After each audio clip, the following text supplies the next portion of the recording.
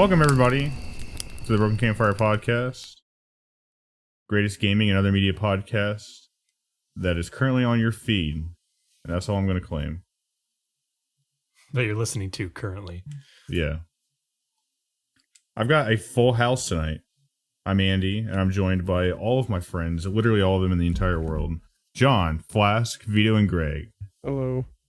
Hello. Right. John, you've been fighting demons for a while. Last week, I'm sure you listened to the podcast, you had delivered me a note from the demons.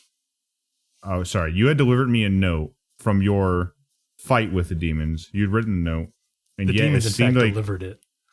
The demons had delivered it to us, and yet it seems like your brain might have been addled because it was all in demon talk, and I can't read demon. You don't read that? No, so... What did you go to school for? English. Yeah, English, actually. I thought you were the best science student of the year. Yeah, I wasn't the best linguistics student of the year. I mean, demonology? Yeah. That's not a science, demonology. All right, so John, how are the demons? Were they pretty cool? I mean, about the same as you guys. So, you know. So you didn't say yes to that. Well, yeah, it's about the same as you guys, you know. Let me ask you this. Do you believe yourself to be cool? Absolutely not. I mean, I can't be cool, right? I mean, like Vito said, best science student of the year. Like, come on. Game was rigged from the start. Yeah, you got me. Yeah, they were assholes. Okay. I was going to say, so was this so much of a war as like a hangout sesh or something? But they were assholes. You can't confirm. Okay. Well, I'm glad to have you back. Without further ado, we're going to head into our roundtable segment. And we're going to go through, discuss what we've been doing the last week. And then later on, this very evening, we're going to discuss the latest happenings in video game and other media. And listeners, let me tell you, this is yet another week curated by Flask. I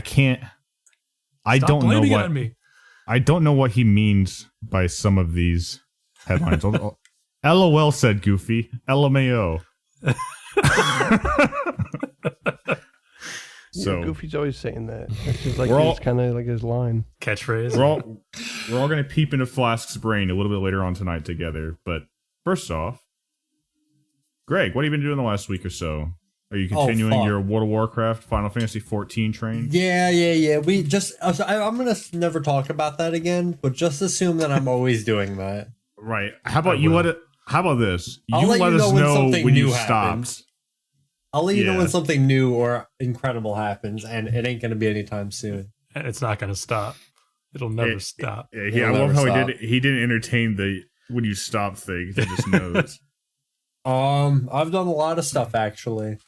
Some of it with a group, I think. Some of it with a group. I'll get down to one of my favorite ones. We finally started playing Barotrauma. Yeah, man. That was $5 on Green Man Gaming last week. I don't think the deal's still active.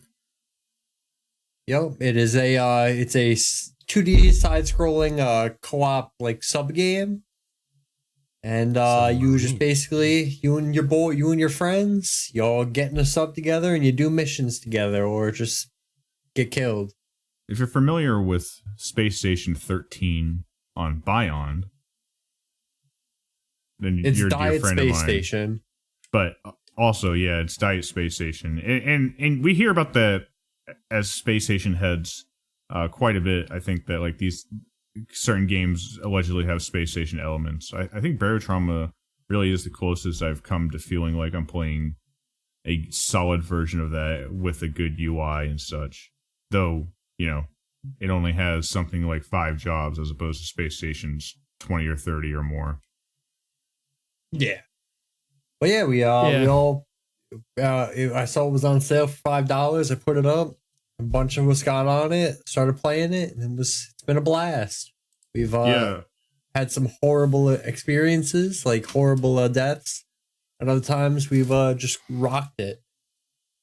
Yeah, I mean, honestly, we had some horrible deaths, especially when like me and Vito were learning and all that early on. But I think that once we got our sea legs, we've been doing pretty good. Especially, I was super impressed at how well we were doing as a team when we had 9 of us on that sub. That was pretty sick. We had some pretty good recoveries. Yeah. I was very, very impressed by some of our recoveries when everything was fucking flooding and blowing up, and we managed to come back from that. Yeah, for sure.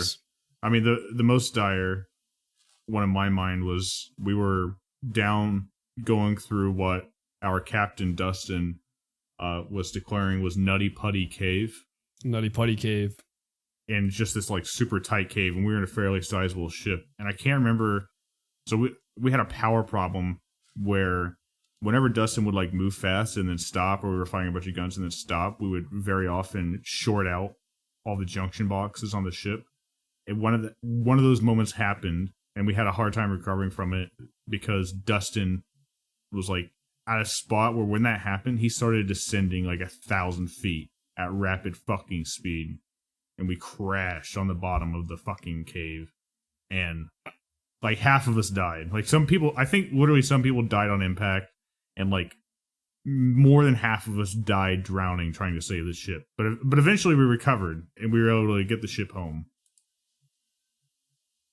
Yeah, that was a lot of fun.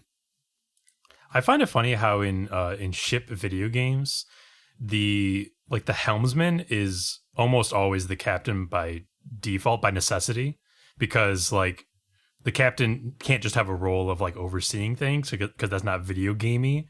You have to have them steering the ship to be able to like give instructions to people about what to do. Right. Also separates the captain and the pilot roles. Oh, does it? It does. Oh yeah. What does the captain do? The captain Gives is orders. literally giving orders. Yeah. but it's not quite like what you're thinking. Like it's an active role. Like he's always engaged with what's going on. Okay. Know? And I think it helps that the different roles in Pulsar are all technical enough that Right. There's things to do. right. Okay. Yeah. Barotrauma is a lot more of like kind of pick your poison for how technical you want to get. Like the helmsman, I don't want to reduce it, but like the helmsman could be as simple, or the captain could really often be as simple if you're playing helmsman as just piloting the ship and watching the sonar. Likewise, you could just play doctor, which, just heal people. Or you could get into the crafting. Or you could play an engineer and like get into like what I've been doing, get into rewiring the ship and wiring up better reactors and that kind of thing. Oh, nice. Yeah, getting that new reactor was like huge. Oh man, I learned a lot during the whole process. But yeah, that changed everything. I built using stuff I found online, of course. I didn't invent this, but I built a better reactor controller for a reactor, and it's like changed how our ship is handling power completely. Like we're not getting meltdowns and shit all the time, that kind of thing. There's like a lot of cool stuff like that. Open-endedness to this game feels great. That's good. It really comes together as a team experience, Like I'm over there in engineering. Me and Vito were both engineers, and we were both busy all the time. Because like he would be on the reactor, and I'm like walking around fixing junction boxes and like helping repair the ship. We had mechanics who were like doing fixing hull breaches and shit. The gunners were always I would just be in a corner drinking ethanol and taking opium, waiting for the ship to get like smashed by an alien, and then I would just go outside and fix the ship. But you had stuff you could have been doing if you didn't want to do that. You know what I mean? Oh, like, yeah. Yeah. Like, there's a lot of stuff you can do.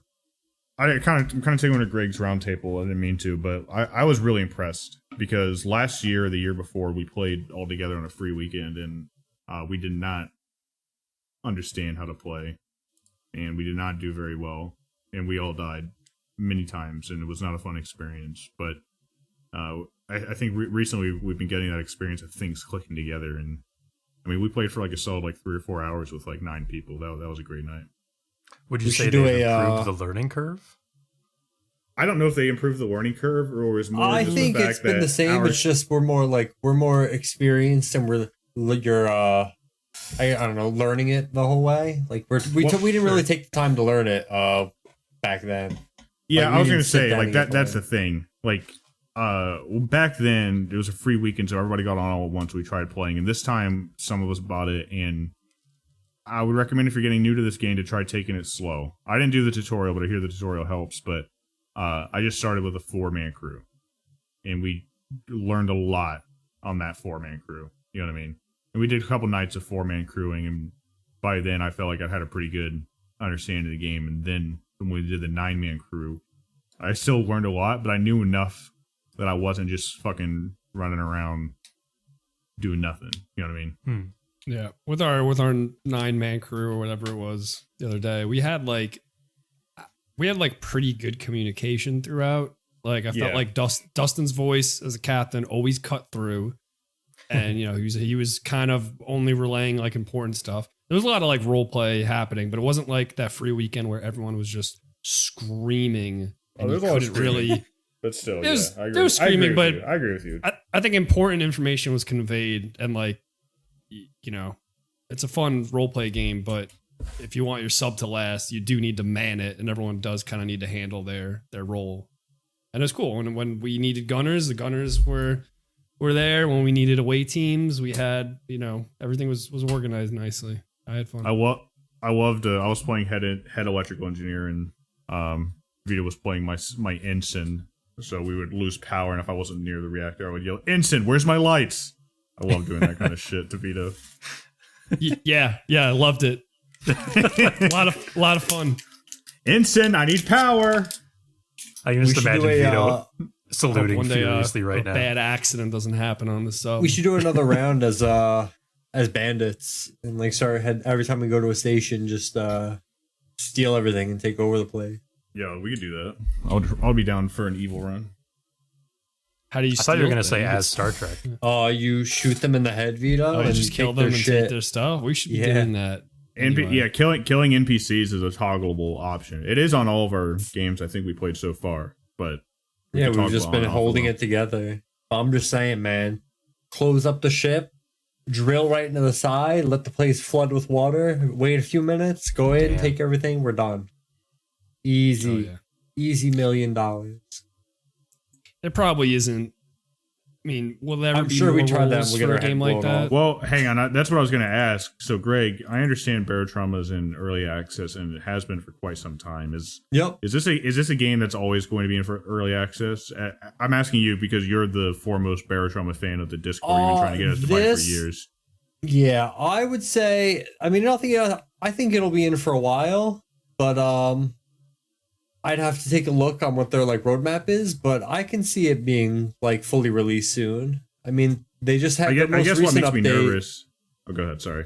I was gonna say, well, their most recent update came out April 20th, and that was that entire thing with the colonies. Like there are all those crazy. Okay, so it is being actively worked. Yeah, so it is being actively worked on. Like like if you look, it has like crew wallets, all that modding stuff. Right.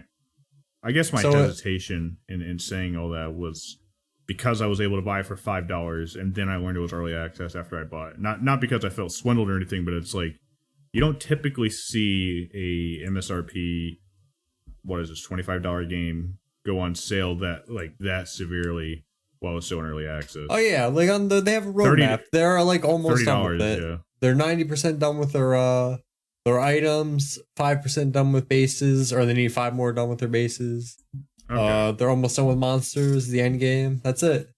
So to wrap back around to Vito's point, then they're probably not going to add any roles, but you did mention that there were mods. So yes, there isn't a workshop for the game, but there used to be a mod. I don't know if it's been updated recently, but it was Barotrauma Expanded, and it added a bunch of new jobs. Like the chef was the main one that I keep talking about, and you could just cook on the ship, and they had like a bunch of new roles and stuff. Yeah, janitor, like all them. Yeah, I'm looking at some of the mods right now. There's actually a lot of. I'm looking at like over there's a lot of mods. 15,000 mods for this game. Most of them look like they're the wide majority look like they're submarine mods. You know, like a lot of them ships. So yeah, there's like a lot. There's like a bunch of creature overhauls, new like a bunch of stuff. Can you do a mod that attaches a giant drill to the front of your ship, like the Japanese super warship sub Atragon? I'm sure. I know I have one. I have the Enterprise as one of my ships. The Enterprise B, yeah.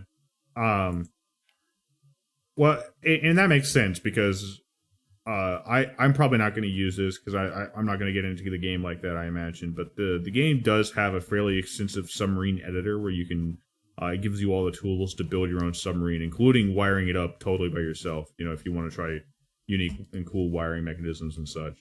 So I imagine a lot of those mods are just people spending a lot of time in the editor and then exporting it and putting it on the workshop, which is cool. It's really cool you can do that. Yeah. Yeah, that's Barotrauma, man. Barotrauma. Great game. It's one of my favorites. I'm happy we're playing it. I'd rather steal Trauma. Another game, Star Wars, the Jedi Fallen Order. I've been playing that. I beat that today. Oh, nice. Fantastic. It was okay. It was a solid 7.5 out of 10 for me. It felt I felt a little short. I felt like you were higher up on it when you first spoke about it. Yeah, I mean, I like it, but I think it's cool, but I don't know, just like it felt short. Some of the checkpoints for the bosses were really annoying. Annoying. Okay. Like a perfect example is there's this one boss, and if you die, it respawns you a little further back, but you have to go through this very narrow pathway, and it's very long, and it's very slow to get to it. And I was like, dude, what the fuck? I died like 4 times and had to walk through it, and it was very aggravating. Yeah, I always hate death runs in games. Yeah, death runs suck. That's one. Another issue is if you die to like something, they get like a yellow shine around them, and then if you hit them, you get all your stuff back.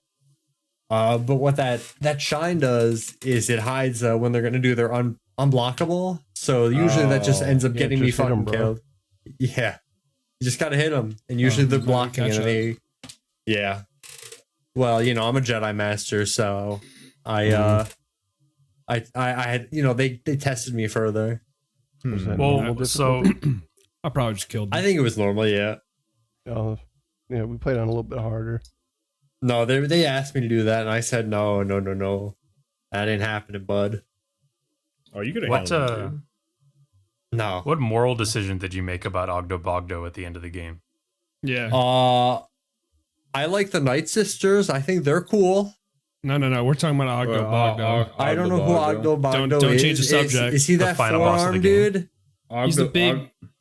Ogdo Bogdo is this guy that is like a sub boss in the first world that Vito for some reason thinks is like the hardest boss. Oh, the stupid Vito. Dude, let me tell you, I think I Lord. said this, but like I didn't have any of my abilities when I first went after him. Like I just went to there, and I got him to half health, and I was like, "What the fuck?" All right. The second I got like the little BB droid, and I was able to get a stim pack, I fucking killed that thing.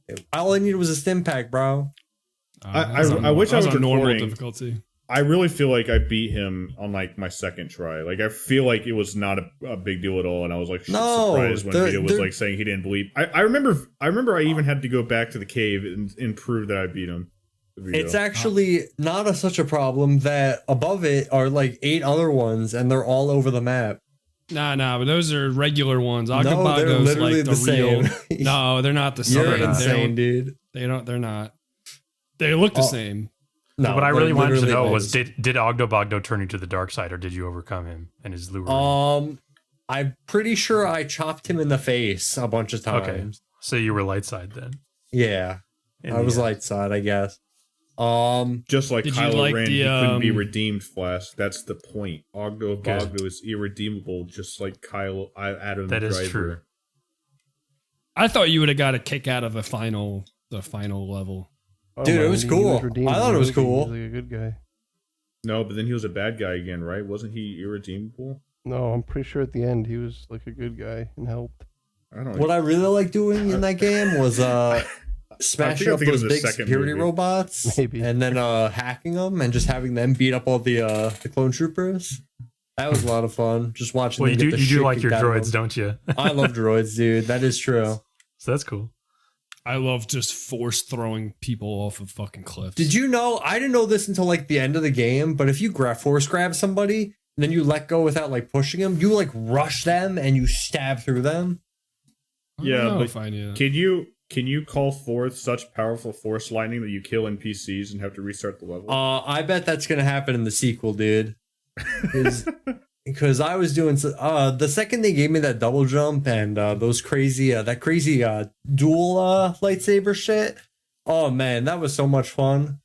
Yo, it sucks that those games will never be like rated M because I just want to slice through Stormtroopers. Dude, that's such a big dude. All right, so that was my biggest satisfying. Issue. The bugs and the aliens, you're able to chop them up and shit. Yeah, dude, why could I not just fucking when I slice that one the ninth sister, you slice her arm off. Why can't I be slicing clone troopers in half? You don't have to show blood. Right. You know, no, dude. Let me touch grass for a moment here. Let me try to touch grass for a moment here. Yeah, so I'm gonna throw an idea. I want to be edgy, bro. I'm gonna throw an idea, and I'm gonna let you get. Just tell me if I'm stupid. Yeah. I'm gonna say that you could make. You're stupid. I'm saying that you could make an M-rated game, M-rated Jedi game, and I think it's not even all that unlikely because the new trilogy has not really captured kids on Star Wars. And kids don't really care about Star Wars. Am I wrong? I agree with that. Yeah. You're just saying they could make an M-rated. Like the new Star Wars, isn't that not great? I'm saying if you did like a demographic search of Star Wars fans in the mid 2000s, you had a huge kid audience because people loved and ate the shit out of the prequels. I think that if you did the same thing today, it would probably mostly be like 20, 30 plus year olds who are still into Star Wars. You don't think the little kids are watching Book of Boba Fett or the whatever the other one is? Yeah, see, I don't know. I mean, I don't know many kids these days, but I think kids still like Star Wars. The marketing for Star Wars has always been very strange because it's definitely marketed to kids, even though the content itself is not really aimed towards kids a lot of the time.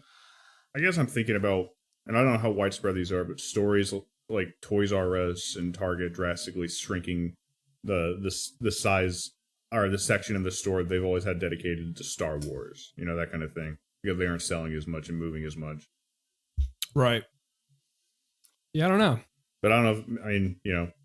That might not be the best indicator. I mean, it could just be also that kids these days are more on tablets watching The Mandalorian than they are playing with dolls.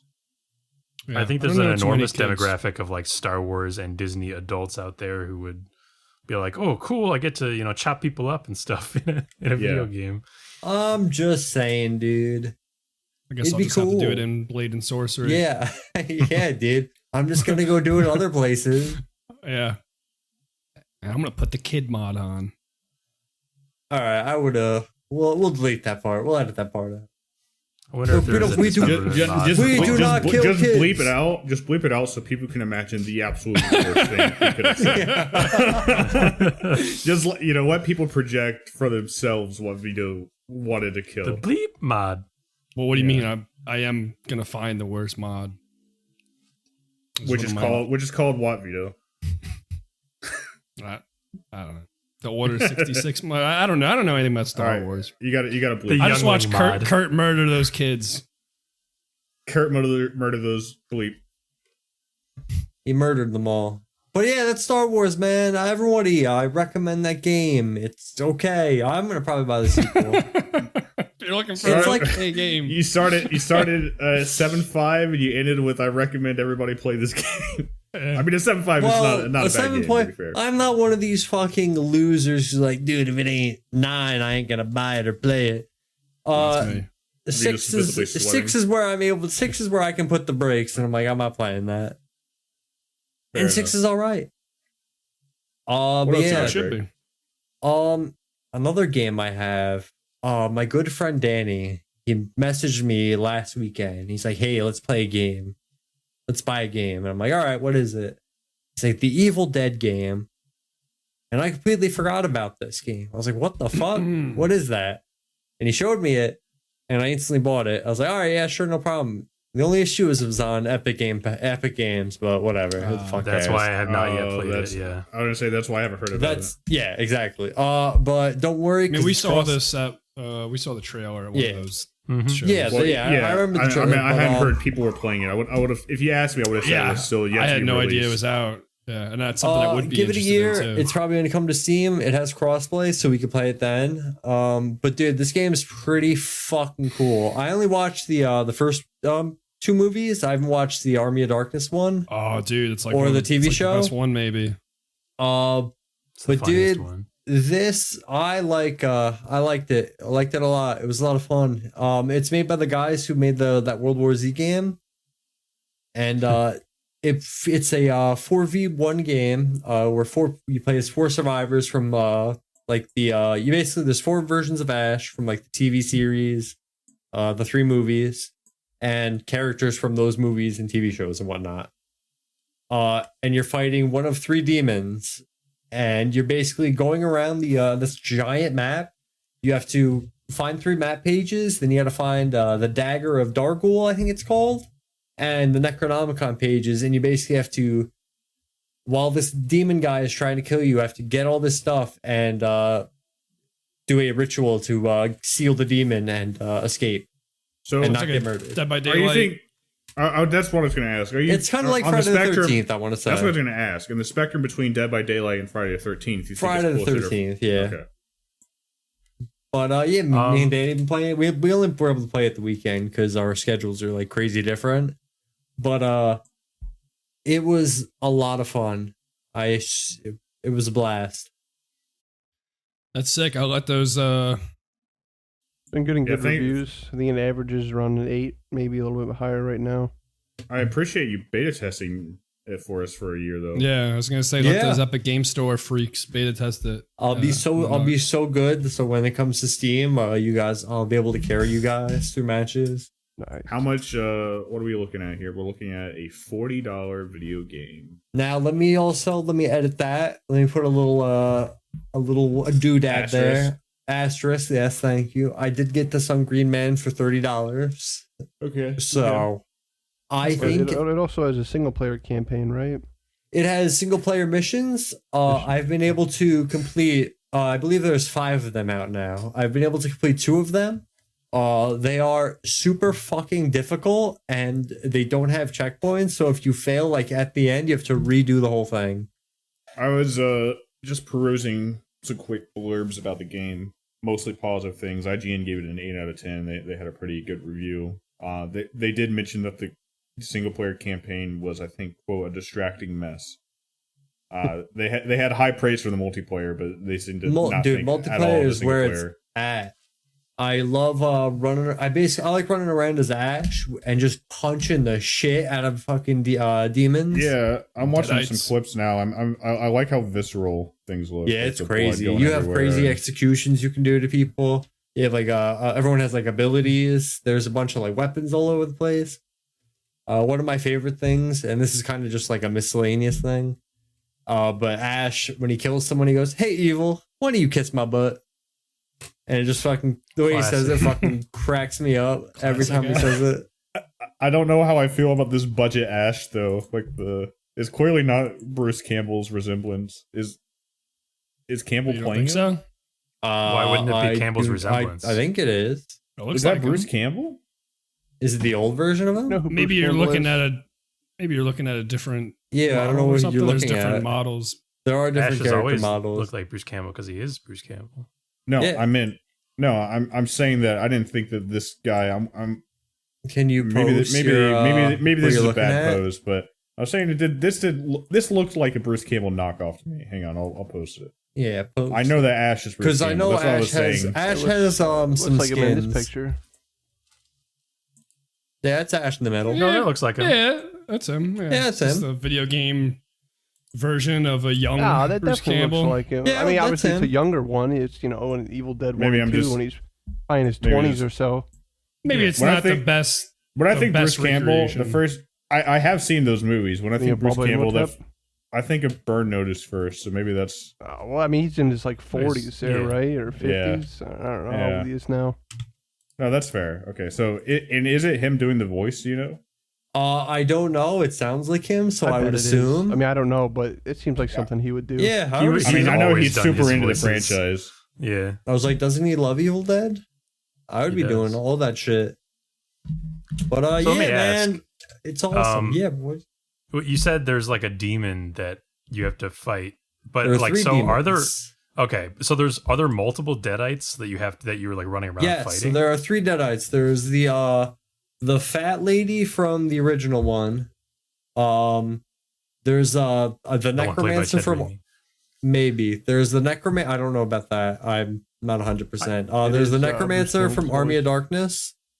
Yep. The guy with the sword or whatever the hell.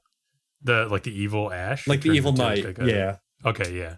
Yeah, there's him, and then there's I'm guessing he's from the TV series. They look like they don't have faces except for like their mouths.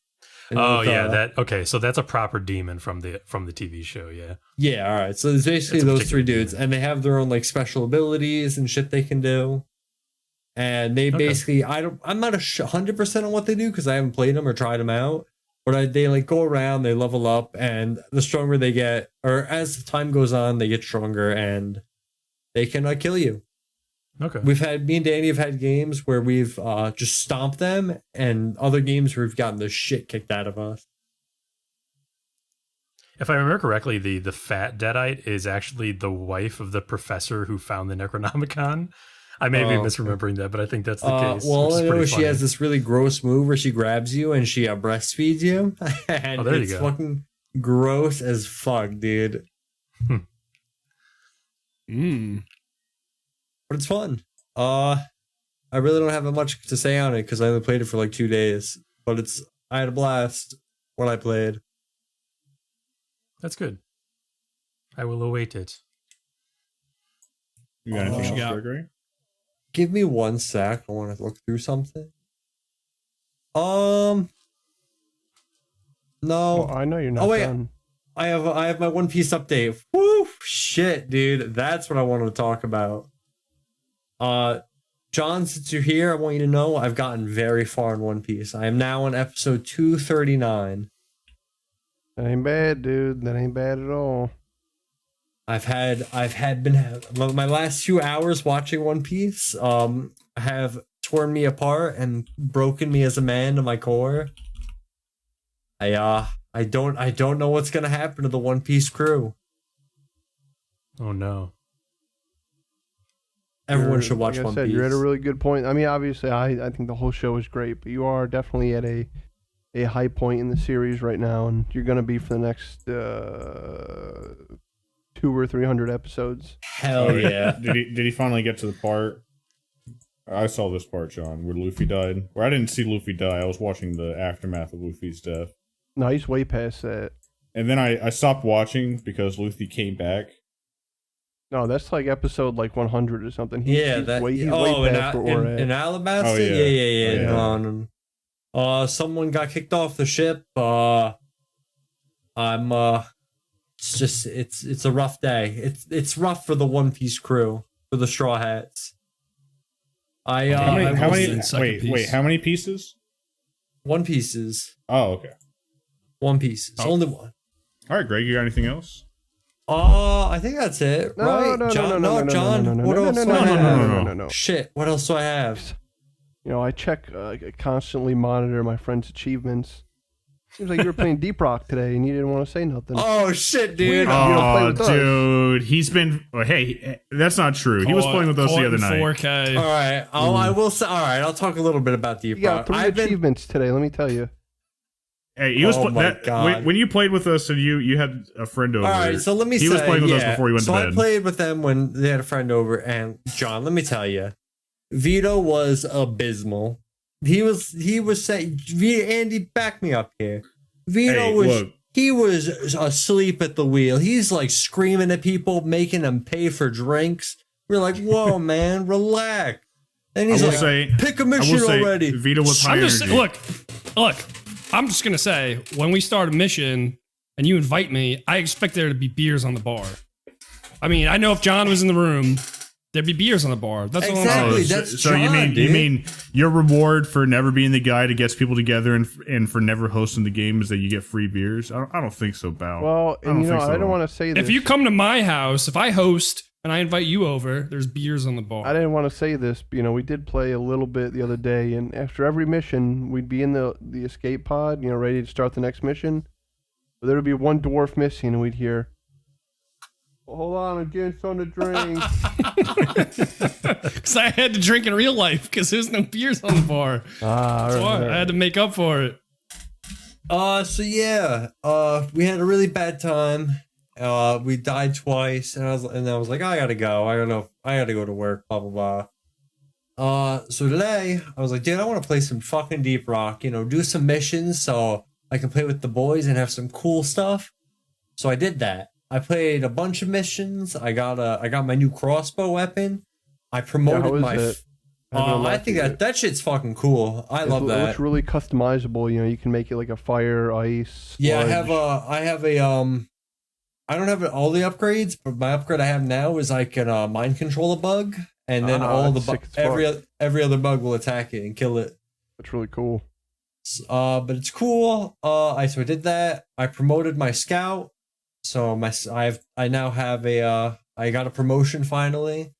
I played with a bunch of other miners out in the world, and after a while I was like, dude, I can't do this anymore. So I went with Bosco, and we just kind of hung out for a while. Right. I gotta just bite the bullet and do more of that, like, single player missions, because I haven't unlocked like any of the new guns. I've unlocked like maybe one or two of the new guns, and by new guns I mean from like the last like half a year or more, because we're always playing together, so we're doing everybody's missions, and we play 3 or 4 missions a session. Maybe it's maybe enough to finish one person's assignment. I gotta just grind out some of that just so I can get some of those guns. Yeah, usually if I'm doing that, I'll just put on like Hazard 1 or some shit. That's basically what I was doing. It was just Hazard 1, Bosco, and we just rushed through everything. Just pounded out. Yeah. Yep. Now we played the other day, but we didn't run into any of the new season stuff, right? What are you, Vito? What are you actually? What are you talking about? Are you crazy? I ran into some of that stuff. Oh, we had the Nemesis bot was one. Yeah, I ran into a Nemesis. We ran into stuff every mission, Vito, but that was definitely like the big one. I mean, the robots have always been there. The robots were there on robot missions since, right? No, actually, it's not even true either. The robots have been there since the last update. Yeah, that's what I meant. Yeah, but even then, no, there's not. Well, there's a new robot, but even then, the hazard that we have, the rival incursion or whatever, or rival presence, is new to this season. It's basically just a hazard where robots will show up during your mission.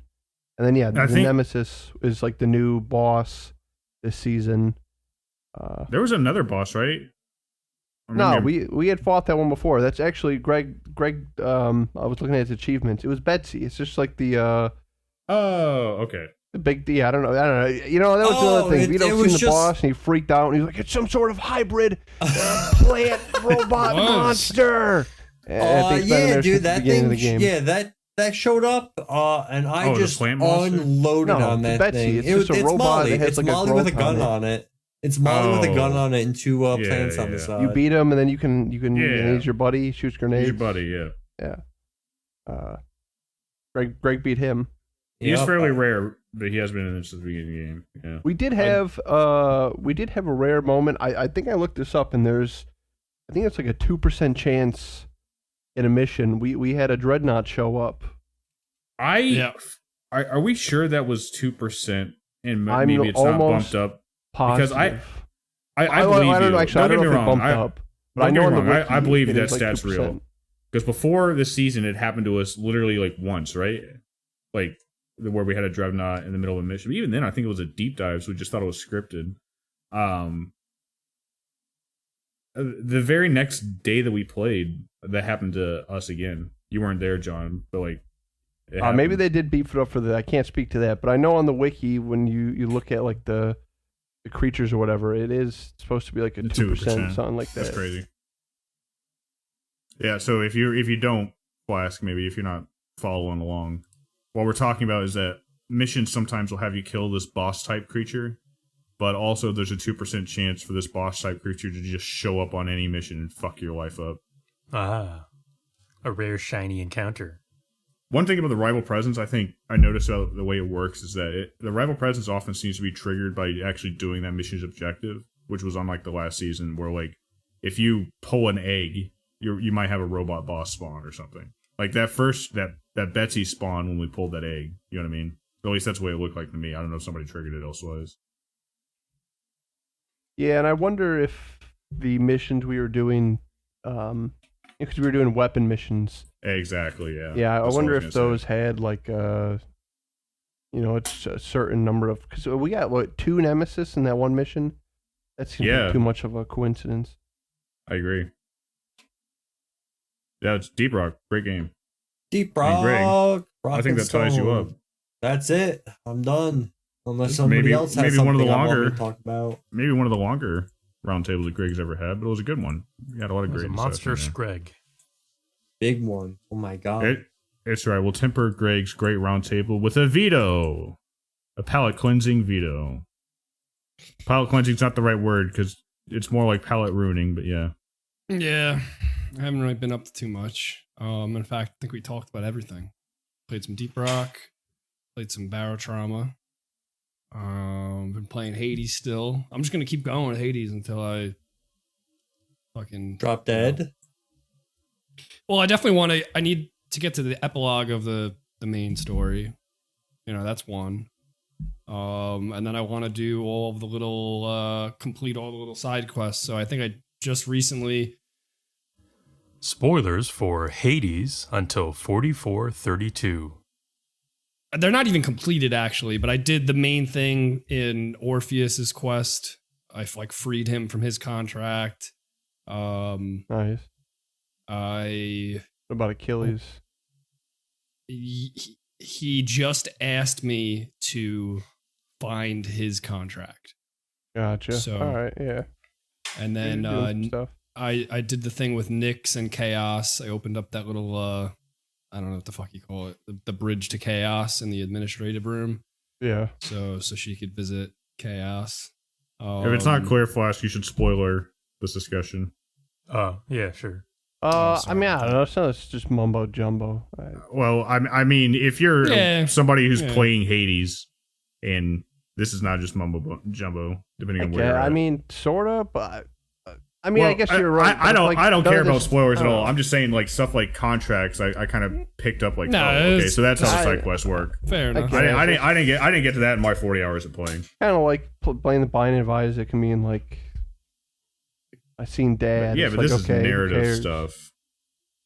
Yeah, I guess. I don't know. It's a and roguelike. Hades None of is this like- shit matters.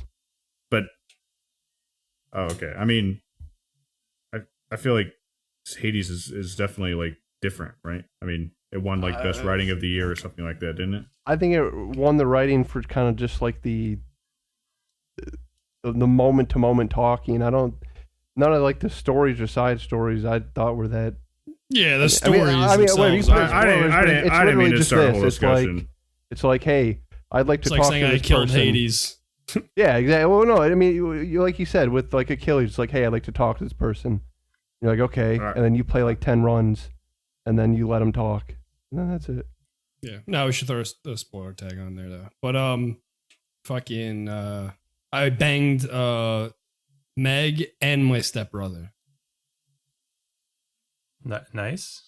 Yeah, I feel like that would be more of a spoiler than anything we've brought up, and all this stuff. It doesn't affect like the gameplay at all. It's just like, Hey, it was a production though. Like, I mean, no, I get you. I don't know. It's just Congratulations on your step, bro. He said freed Orpheus of his contract, and that picked my ears up because that was a story I was interested in. And if I cared, I would be like, "Oh, that's how it ends."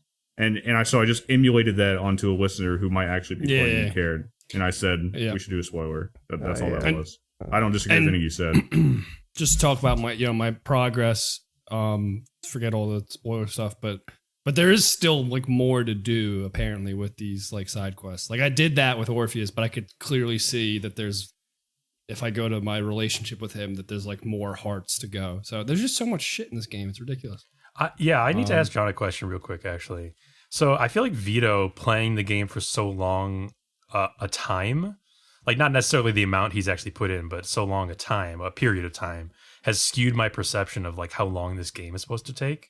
How long is like a normal non-completionist run, and how long would you say like a completionist run is supposed to be? It's like generally like average. You mean like completionist? Like I've done everything in the game. Completed all content in the game. Like, I mean, I would have no idea. Well, okay. Well, part of the reason I wouldn't have any ideas because I got the game when it was in early access. I played it a bunch until there was no more quote unquote story content, and then I just played it for the roguelike because that's what you're really playing the game for. Mm-hmm. I have 119 hours in the game, but I would say around like 50 hours I stopped running into stuff, and then the game came out and I just picked it back up again. I don't know. It's like I don't know. It's hard to say, but for me, I don't know.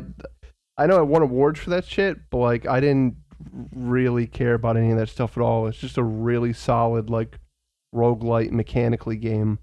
All that other stuff was just there to nice padding in between rounds, I guess. For me. Yeah, I mean it's got excellent production. The voice acting, the amount of dialogue is like insurmountable. I mean, for sure, there's got to be dialogue that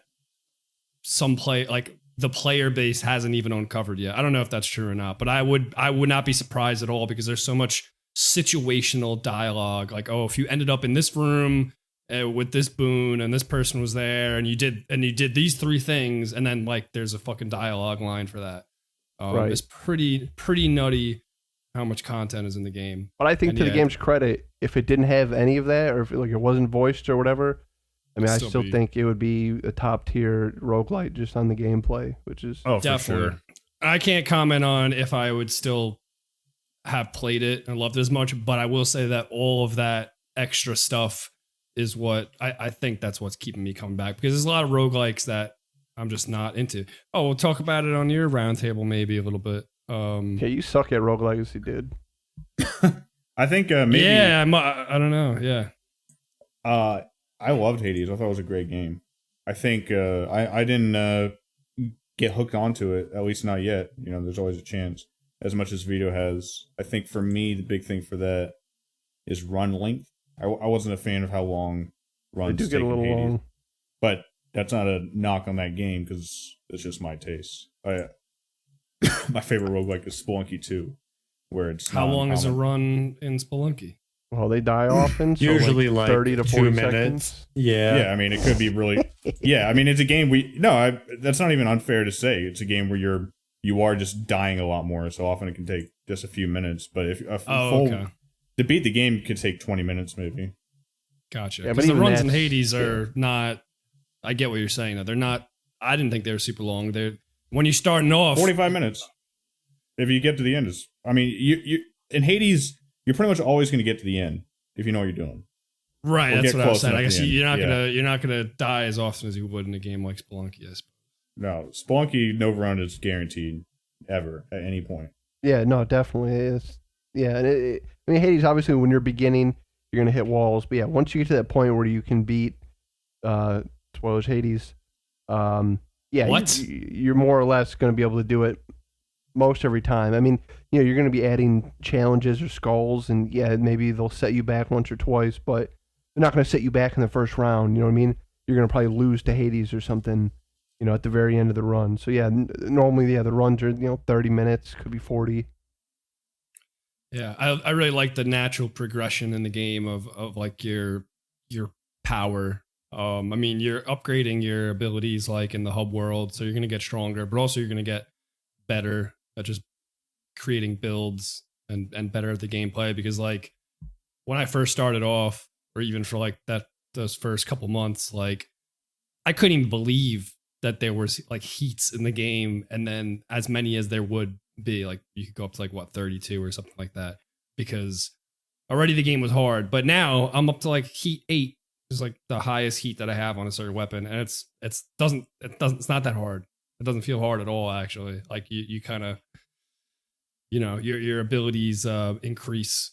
Scale, yeah, they scale with the game. Scale at a good rate. It feels good. Yeah. But yeah, that's Hades that I talk about every freaking week. I don't really got much else. FF14. Yeah, I guess. Yeah. So. Greg, I did buy. And I'm looking to play it one of these days. I did buy that game Outward when it was on sale. Oh, He bought the bit. And I don't know if this is not a game that like really stood out to me, but it was. What did I buy it for? It was like $6 or something like that. Yeah, like $5. Yeah, I'm not sure you're gonna dig this one, but it is. There's like a multiplayer mod. I mean, you're gonna at least have fun with the boys if you're playing with us. Yeah, But I don't That's know what if I I'm gonna thought. stick with this one. That's what I What is thought. And this? it's called Outward. It's a $40 game normally. It's an RPG it comes with co-op, I think 2-player co-op, but there's a mod that allows for like up to 8 or something. And it's got mostly positive reviews, which is kind of cringe for me. I don't buy anything that's lower than very positive on Steam. So kind of cringe, mostly positive, but it was like $7 on sale. I figured that was a good deal. Kurt was saying I should get it because it'd be fun with the boys. I'm It's glad. kind of interesting. Got my back. Hang on, I got a question. You really buy games that are very positive? More of an Oh, you're- overwhelmingly positive guy. You're an Yeah, overwhelmingly same. positive. Yeah, of course. Go on. Sorry. The lowest I'll go is very positive, and I try not to. Hey, honestly, look, man. I mean, I just live different. I do plan on setting up a game for that again. I did buy one of the DLCs that adds like base building and like a bunch of shit to the game, so we'll probably play with that. But yeah, we'll just have it downloaded, Vito, and ready. We're gonna play it. Oh yeah, it's downloaded. I don't get like. I mean, I do get it because I read up on it, but the death system is like it sounds weird to me. You don't. So the die. death system is you don't die. It's you basically whatever happens. Like say if something. All right, a perfect example is last time we were playing, we all got the shit kicked out of us by bandits, and instead of dying, the bandits captured us and threw us in jail and basically made us slaves for mining to mine. And so whenever you die in the game, an event will happen, and it's like, oh, this wandering traveler found you and saved you, or hey, you hit your head and you washed ashore over here. Like random shit will just happen to you Yeah, if you instead of that's- dying. That's a neat system, I think. I'm wondering how does that work in like multiplayer? Like if someone dies, guys, If someone I dies, they fucking- get downed. Yeah, you And can. then- Yeah, but, unless you're all yeah. dead, you can. If survive. everyone dies, then it's over. Okay.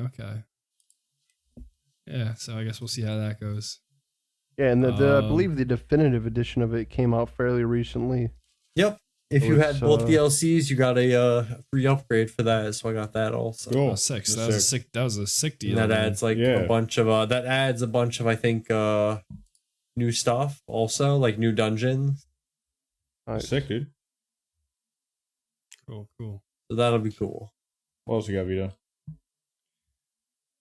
That probably be it. All right. Oh, wait. We did one more thing. Yakuza, how's that going? Oh, it's going good, dude. It's in the pipes. You It's in the pathetic pipes. creature. I actually You've had got a so many real forever hankering to bring You it wouldn't even back. know what's going on in the story now. It's like not even. I the point remember playing. it's Yakuza. No, you gotta restart it. I'm on, not that's even not even joking. right. You gotta restart it. I'm gonna get my You heart have rate to up. restart it and with B-Man watching you the whole time. All right, Vito. What? No. What can you tell me, Vito, from your memory of Yakuza 0 and where you're on the story? What can you tell me about the empty lot?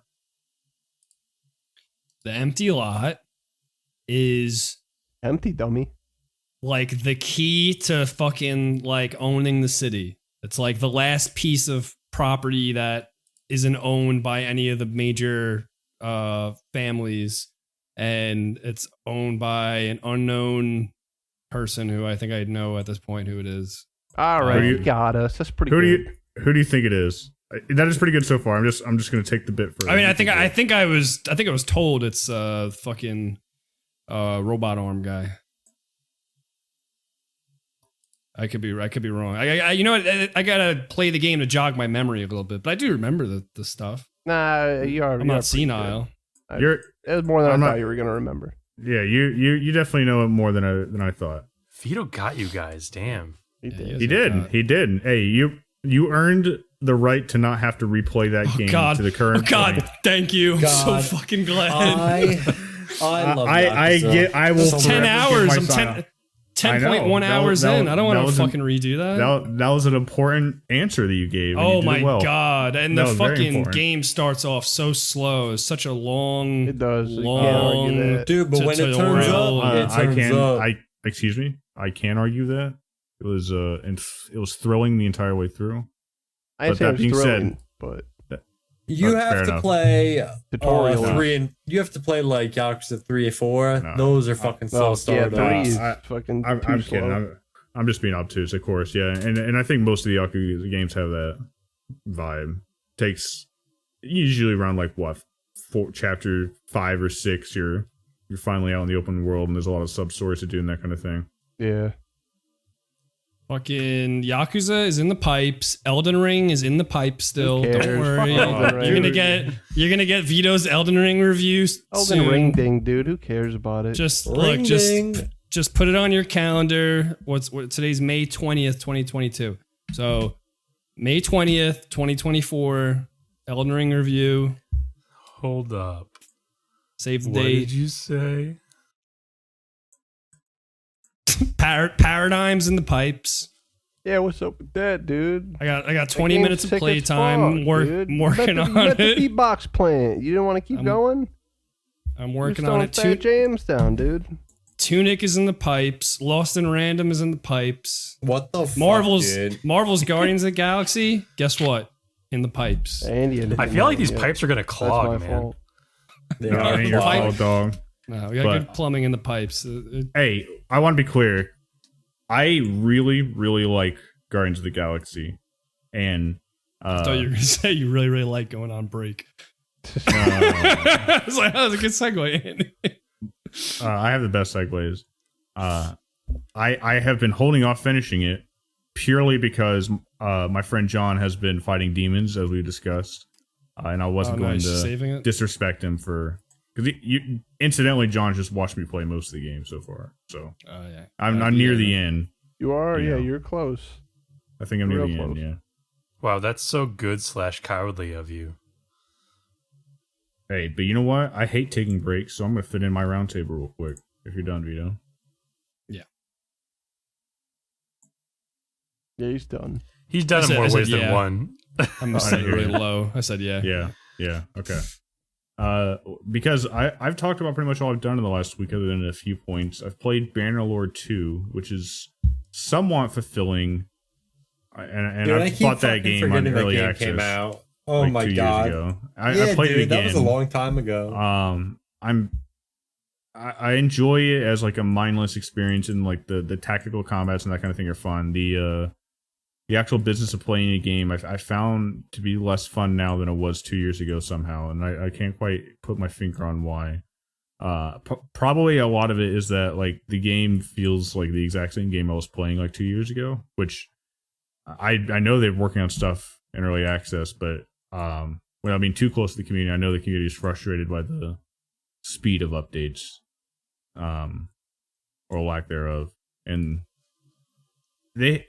I don't know. There's some weird things going on where like it's a complex simulation and they're clearly having a hard time taking a handle at. One thing is that I don't know if I've ever noticed a war happening in my however many hours of playing, and I looked online and this was a problem early on in the game where like wars were happening so much that a kingdom would snowball all the others and quickly become the dominant kingdom. But you know, you always had armies to fight and shit. I've built up an army, but I have nothing I can fight that's like a comparable size because there's no wars going on. Unless I want to just be a fucking bandit. So now they've overtuned it so that there's no wars happening. You can't just go out and fight things, you know. All that's to say, I'm not very impressed. Bannerlord 2. So far, not a very impressive trajectory through early access. Bummer. The ideal is that it'll eventually be released, and hopefully it'll be in a better state. And if it's not, mods will fix it eventually. Ain't that the way? It's hard. It's hard. You know, I want to love it, but it's hard to argue that Bannerlord 2 beyond the updated graphics and, nice, somewhat smoother feeling battle mechanics, it's hard to argue that Bannerlord 2 is a better proposition for your dollars at 40 or for your money at $40 than for your money at $5 for Warband. A game made 15 years ago or longer. More than that. Yeah. Hey, better luck on number 3, Better luck on number 3, dog. Beyond that, Deep Rock, great. Barotrauma, great. I already discussed those things. Barry Season 3 continues to be the best show on television. That's not really saying much, though, nowadays, man. Look, like I said, I'm kind of overhyping it because I have to talk about it with somebody, but also it's a hard to watch serially because the episodes are 30 minutes long average, and they're so dense, a lot happens, and they always end on such a cliffhanger. It's like, fuck, why did I watch this?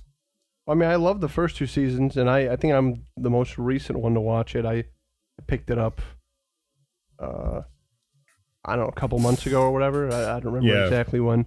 And yeah, I mean, I was all about it when the third season was coming out. Yeah. Yeah, you're right. Just that week to week is it's hard, man. Can be rough. Yeah. Hey, I'm not going to take up any more of your time, listeners. I didn't really do a whole lot that we haven't already covered in Greg's Roundtable, mostly. Yeah. I'm kind of waffling about because I feel like there was like a thing. But do we watch anything? You just watch movies? There's always movies going on. Nothing worth talking about. Okay. I've watching a lot of weird. Well, not me, but they've watching a lot of weird 80s movies. Yeah, mostly after I go to charge. Yes, absolutely. I think tonight we're gonna watch the 1978 version of Invasion of the Body Snatchers, following up to Knoxville. Last night watched the 1956 version of Invasion of the Body Snatchers. That's a good movie. Yeah, he dug. I've never seen either of them, but he said the original was pretty solid. It is. Isn't the 78 one good too? Yeah, 78's good too. Be interesting to hear Brendan's take on which one of those two is better. All right, that's my roundtable. I personally, one of my favorite things to do every week is do this podcast. I love these roundtables, and I love breaks. So we'll see you guys in just a few. Isn't that what Vito advised you to say earlier, and you didn't take it then? We're already off the clock. I don't have to fucking answer that. All right. Flask. Yeah. So I just was able to look up my time played in Hades for the first time. I have 97 hours in the game. Okay. And I don't have everything beat yet. I don't know how much longer it will take. Probably, I don't know. I also feel like more in hours, general, maybe. Okay. More hours.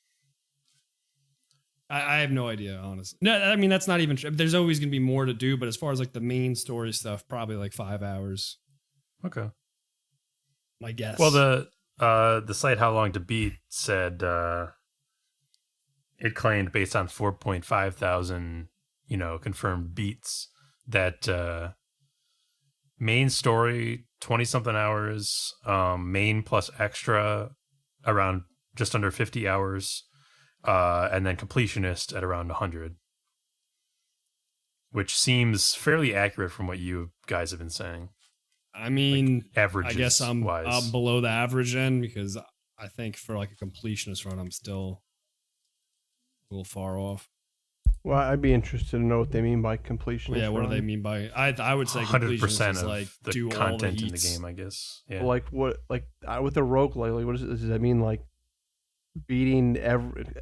I feel like that's actually just totally off. If it means like true 100%. Every weapon, all heats. It would take forever. I feel like that would take actually hundreds of hours. But see, that doesn't change. You know what I mean? That's like not story content. That's just like game content. I don't know. I feel like it would be very hard to measure that. And then there's all those. Sure. Yeah, there's a lot of unlockables. Oh yeah, we gotta beat Cuphead too, Vito. We should probably just do that. You guys should really just Speaking do that of- after one this. more boss. Cuphead. Those pipes are chock full.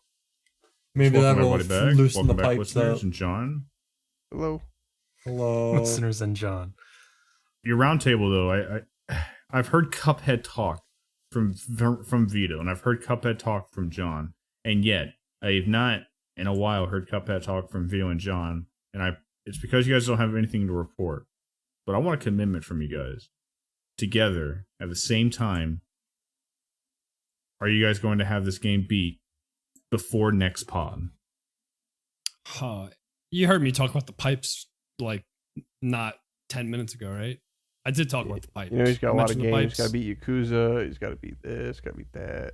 All right, Yeah. but I'll I'm say talking this: about, it's gonna be beaten before the DLC comes out, which I believe is in Absolutely. all right, you could have fucking said that in 5 years ago. It would still be true. June. We are actually just on. There's just one final level. We really could probably Yeah. just bust it out and like it's in the do it final right level now. is even easier than the one we did. No, Andy wants us to do it right now. Let's do it right we fucking could now. bust it out right now. Andy needs it done, so let's do it. All right. We're done. We're done. That's right, here. everybody. We're Podcast. switching No, the we're not- live stream right now. Oh, Vito, you thought that? No, we're not done. We got a podcast to finish. You guys are also going to start Cuphead. Call I the expect you format. guys. and No, Cup at the I same expect you time. guys to be extremely present. After all, it is John's roundtable. Oh God, is Oh, the no. devil harder or easier than King Dice? Easier. Really though, John. So okay, no Cuphead talk. But what have been doing? Not much. I'll tell you what. I got a game and I got a movie. All right, hey, that's more than Vito. Got him. So the game I played, and I've played very little of it, maybe four I'm go sorry, arounds. Vito. You're just an easy target. I bought Rogue Legacy 2. All right, cool. I played the first one on I want to say it was it the Xbox? Is this on the Xbox? I wouldn't be I play- surprised. I mean, Rogue Legacy was old enough that it could have been on the 360 and you could have played it maybe. Yeah, certainly I played it a very long time ago. I enjoyed it. It was a good game. Rogue Legacy 2, I guess, came out of early access or was fully released recently, and a lot of you guys have bought it. And I Has played anybody it. here? I don't know if any. Well, Vito has. I don't know if anybody else in the pod has. No, I don't give a hoot and holler and damn about Not me. this. I mean, it's a solid roguelite. I've played it. I don't have too much to say. I mean, if you played the first one, this one seems very much in line. I'm still very early in. So, in this game, you play as generations of, I guess, adventurers or whatever. And then when your character dies, they die, and then you get to pick from 3 new characters. Yeah, we went the over next last generation. week, as you know from listening to it. Right. Well, the demons, they don't let me have headphones. Oh, that sucks, man. So, yeah, you got the They're gist of it. assholes. I'm enjoying the game so far. I can see why Vito is not taking to the game. It's not. It's extremely different from Hades. It's. I would say it's maybe even closer to Spelunky. You know what I mean? Because there's a lot of platforming. It's also pretty. the same It's pretty kind of runtime we were talking about. Where Yeah, exactly. Yeah, you can die. die very quickly. You start off with not a lot. You start off with just one class. So I do have the knowledge of the first game in my back pocket, even though it was years ago, that I was able to get into the swing of things. Yeah, I mean, I'm enjoying it so far. I usually only play like a run at a time, then I get kind of tired and have to take a break. But I'm digging it. Everything I've seen so far just seems like the first game, but better. I don't have too much to say beyond that. Well, I will say this. Big faux pas of the game, I can call it out already. You start the game, and when you go into the castle, it's randomized. And you can kind of change that later, but for the most part, it's randomized. And you have to go through and find abilities that are permanent, like for keeps. And one of them is air dash, and it's just such a stupid thing not to give you from the beginning, especially in like a platformer like that, it just makes it feel so much better. You know, nobody likes a like classic missing. stinky. Yeah, nobody likes missing like a small jump and falling in a spike and taking half your health. And it is a much more unforgiving game than I think Hades. You know, you can take 3 or 4 hits and then you're dead and you're fucked, depending on what character you have. It's funny, you hear those stories sometimes in development, how the developers added some feature and then they were like, the game feels so much better with this feature that why don't we just make this like a thing from the start or make it a key feature or something like that. But then you don't hear about the times where they didn't like think about that or they didn't come to that conclusion. Well, I was thinking about should've. that. And I think a lot of it has to do with what else you can do with the moveset. Like, I think it's okay if like you have an air dash in the game and you don't get it for a while, so long as like you have a lot of other options. You know what I mean? Like, so long as that's not literally the thing that's holding you up. Like, and you do have a decent amount. You can. Hollow Knight's my great example of that. You start with certainly. you can pogo off shit from the very beginning. Like, you have so many different things that you could do immediately that it doesn't feel bad that 5-6 hours in you find a double jump and like 12 hours in you find an air dash or whatever way order goes. Yeah. Now I will say you can pogo in this game, and that was one thing I didn't see Vito doing, and that's a very valuable skill. What is that? You gotta be a Hollow Knight pro, like bouncing on enemies. You know how you can down slash and you can kind of just keep bouncing off of enemies with your sword? Well, if you're the knight, it's a very valuable skill to have. I really don't have too much to say because I've played. I think I actually have 100 minutes in it, 110 minutes in it, maybe like 3 or 4 runs. But yeah, the air dash. I mean, I got it on my second or third run, so it's not like it's even hidden that far behind the game. Like it was just like I just had to go find it. To do this. Yeah. Oh, I'm digging it so far. I'll definitely have more to say in the coming weeks. I mean, it's a good game. I'm not going to put it. I wouldn't put it at the top of my roguelites list. I think Hades is a better game. If we're going roguelites, I think obviously Binding of Isaac's better. I'm sure I can find more examples, but it's a solid game. It's a fun platformer, and it if it's anything like the first game, it's going to open up a lot and get a lot crazier and a lot more classes and stuff. That's always the impression I got out of those games is that, or out of Rogue Legacy as a franchise, is that it's like solid with a fun gimmick, but doesn't stand up against like the best of the roguelikes or like. I would agree with that. I mean, with the first one at least. I haven't gotten far enough from this to say, but certainly the first one. Right, and you're not far enough in, but I think I did hear you say that you thought that this was just the first game but better. So you would say that if you like the first game, you're bound to like the second one. Yeah, I would say. I mean, movement wise, attack wise, anything like that. I mean, it's pretty darn similar, if not like exact. I mean, obviously they've added, some new, room types and I'm sure it looks a little nicer, maybe feels just a little bit tighter. Yeah, but overall, I mean, you're playing the same game, which is cool if you liked it. Yeah, for sure. And then in movie business, I'm sure nobody's got this fucking scoop yet. In the industry, I watched Disney's Plus came out today, maybe yesterday. Chip and Dale Rescue Rangers. Oh shit! Is that actually, no one else got that scoop? Andy Samberg and John. Andy Mulaney? Samberg is in it. I watched that earlier today. Sorry. Oh, you did? Okay. No, oh my god! Fuck. I couldn't even keep the bit up. So this is a Chip and Dale Rescue Rangers, as you know, the old Chip and Dale Rescue cartoon. But this is like a Who Framed Roger Rabbit twist on it. Like a meta twist. Yeah. So it's like, they had the show, they were like characters, and it was a show like in their world, and now the time has passed, and I'll let you guys watch the movie. They're not really pals anymore, the Chip and Dale, but they got to come together to solve a mystery, and it's Who Framed Roger Rabbit in the sense that the movie is set in the real world, it has real people in the background. But obviously, there's different animation styles. One of the, I don't know if it's Chip or Dale. Watch the whole fucking movie. I don't know. One of them is still in the 2D animation. One of them got the surgery to be CG. And there's like claymation characters in it. The 2D though, isn't it also 3D, but they do like a cell shaded style that makes it supposedly look like 2D? Maybe some of the characters. I'm not an art guy. I can't tell you exactly. I haven't seen the movie, but that's what I heard. Which I hate that trend in they don't actually do 2D, they just do 3D that's supposed to look like 2D and it never does.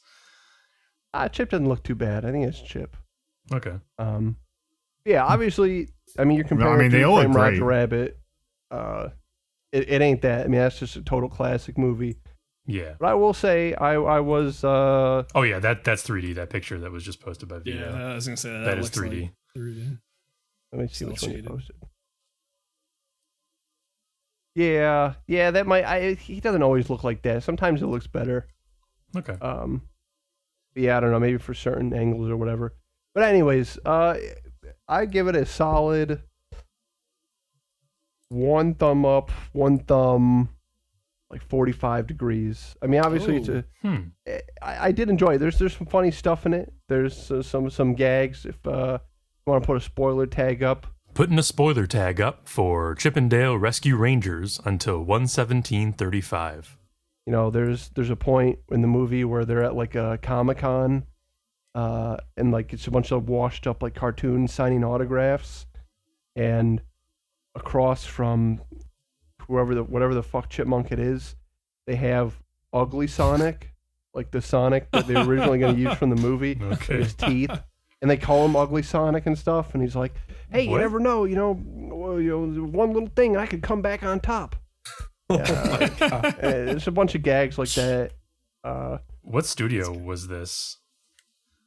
I have no idea. I know it just came to Disney Plus today. Oh, I guess that. Okay, so it's Disney making fun of Paramount. Who did Sonic? Paramount, Sony, whatever.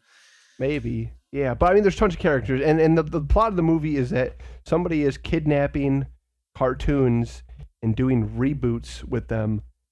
So they're like kidnapping cartoons and like cutting them up and changing them just enough where they don't look like their original, and then they're like shitting out like copies of movies. And one of the Chip and Dale Rescue Rangers pals get kidnapped, and they gotta solve the mystery. That is an incredibly ballsy plot to do for a movie without like knowing for a fact that it's gonna be gold. Yeah, no, I mean, I would recommend it. It was a fun watch. It's nothing I'm going to say. It's like I said, comparing it to the obvious inspiration. I mean, they even name him in the movie Roger Rabbit. I mean, it's not that. That's like a classic. But I think it does a well enough job where, yeah, I would recommend it to any of you guys. Cool. And that's Chippendales. Chippendales Rescue Rangers on Disney Plus. I don't think it came out in theaters. I think it just came out on streaming. Were you fond of the Rescue Rangers growing up? No, I don't think I've ever. I mean, I'm aware of it, but I didn't. Okay, that's cool. Seen an episode. Because that's exactly me. Like, I'm aware of it, but I don't think I've ever seen an episode. That's cool. So do they? Yeah, I mean, there's like enough like side stuff in the background, and yeah, I don't know. They just make fun of a lot of. At one point, they go to the Valley, which is I guess what they call the place where all the uncanny valley looking characters go, like the early 2000s. Like they make fun of what is that movie? The Tom Hanks. And Polar Express. Polar Express, yeah, like the dead eyes and that and stuff. There's a lot of like inside jokes. It's definitely, I mean, it is overall, I guess, a kids movie, but in the same sense as like Roger Rabbit, there's a lot of stuff. If you're like an adult watching it, I think you'd find funny. I've never seen Rescue Rangers, so I'm not a fan at all. But I feel like this movie sounds like it's fun for a certain type of person. Sure. And yet, and yet I have a weird feeling that actual Rescue Rangers fans would not like this. No, I bet they wouldn't. Yeah. Yeah, maybe not. Yeah, well, because I mean, as much as we hate to say it, like reboots keep being made because they're the most vocal type of fan. It seems is the fan that loves that shit. Yeah. Right. Yeah, this is, I mean, I don't know why they picked the Rescue Rangers for this. I guess it really could have been any cartoon detectives or whatever. Mm-hmm. But it works. Andy Samberg is fine. I don't know who plays the other guy. John Mulaney. Oh, John Mulaney. Okay, I'm not too. I know the name. I'm not too familiar with him, but I mean, they both do a good job. I think both of them are very funny. I like. Yeah. You have. It was directed by Akiva from Lonely Island. Oh, sick. J. Jonah Jameson. Fuck, what's his name? Yeah, the guy who always plays him in all the movies. J.K. Simmons. Yeah. J.K. Simmons. He plays the detective in this. He's like a Gumby character. Yeah, I mean, I would give it a watch. Maybe watch with the lady or something. I bet you'd both like it.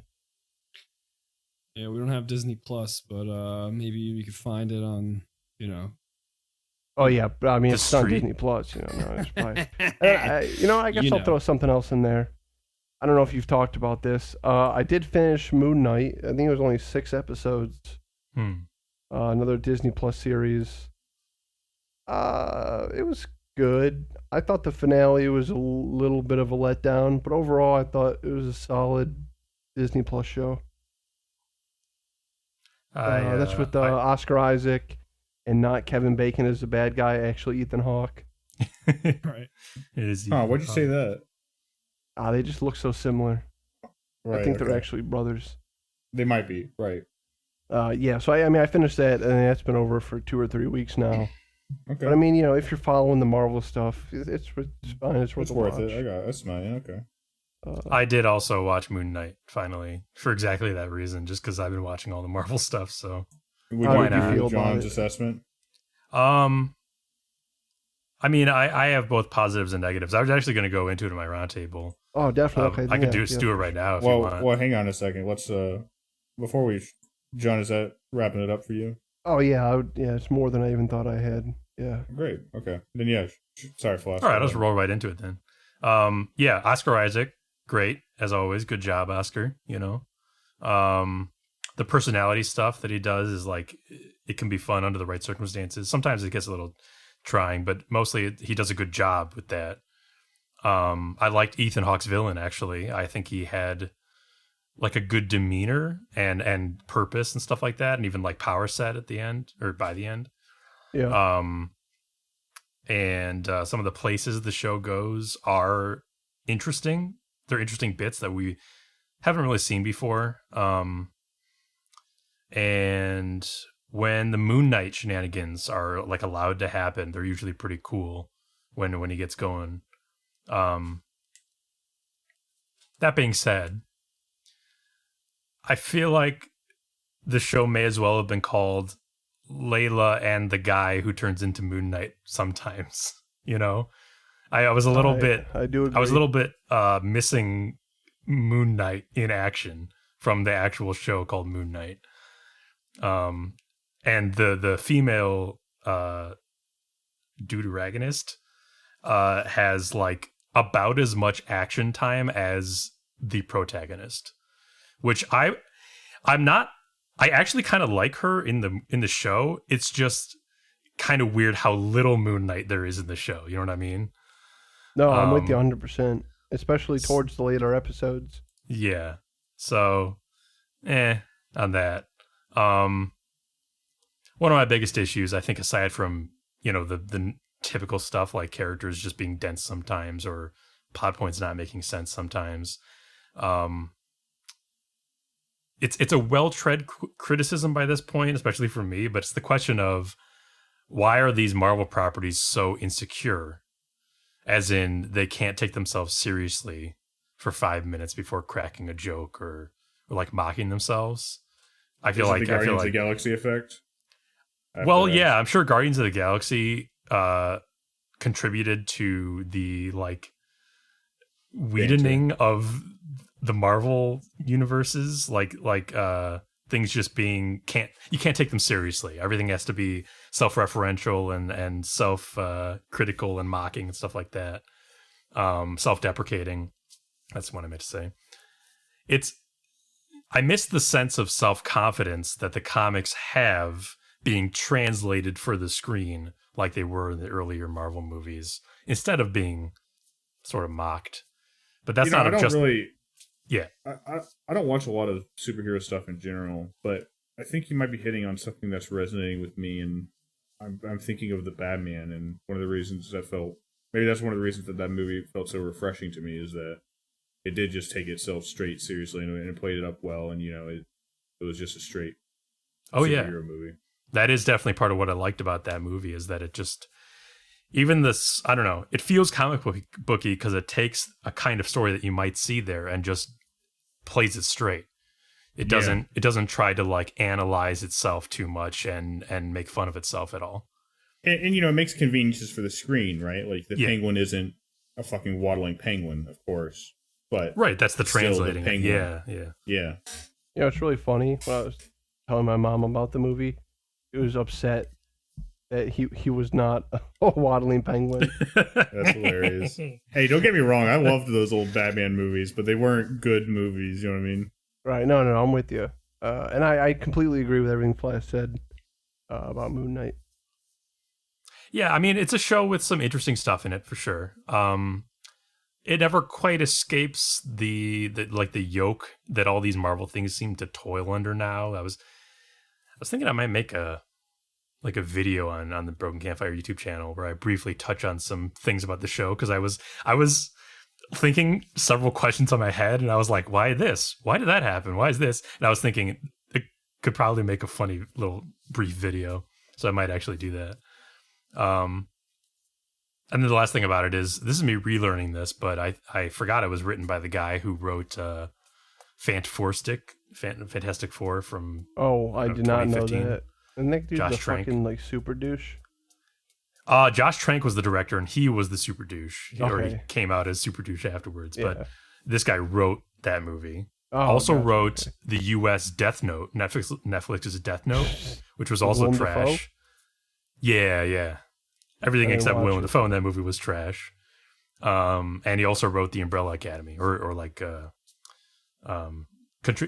bunch of episodes for it. But he was the, I don't know, creator, showrunner, whatever. Umbrella Now Academy. that show is like almost a guilt. Nah, I don't say guilty because I don't feel guilty watching it. Mhm. That's a show I watch, and I'm like, I know this isn't the greatest, but I still watch it. Yeah, I watched the 2 seasons. It's not as bad as the other two things I mentioned. Junk food. Yeah. And this Moon Knight isn't as bad as any of those things I mentioned. I like this better than Umbrella Academy, but still, I don't know. I struggle. I think it might be the weakest of the Disney Plus series so far. Yeah.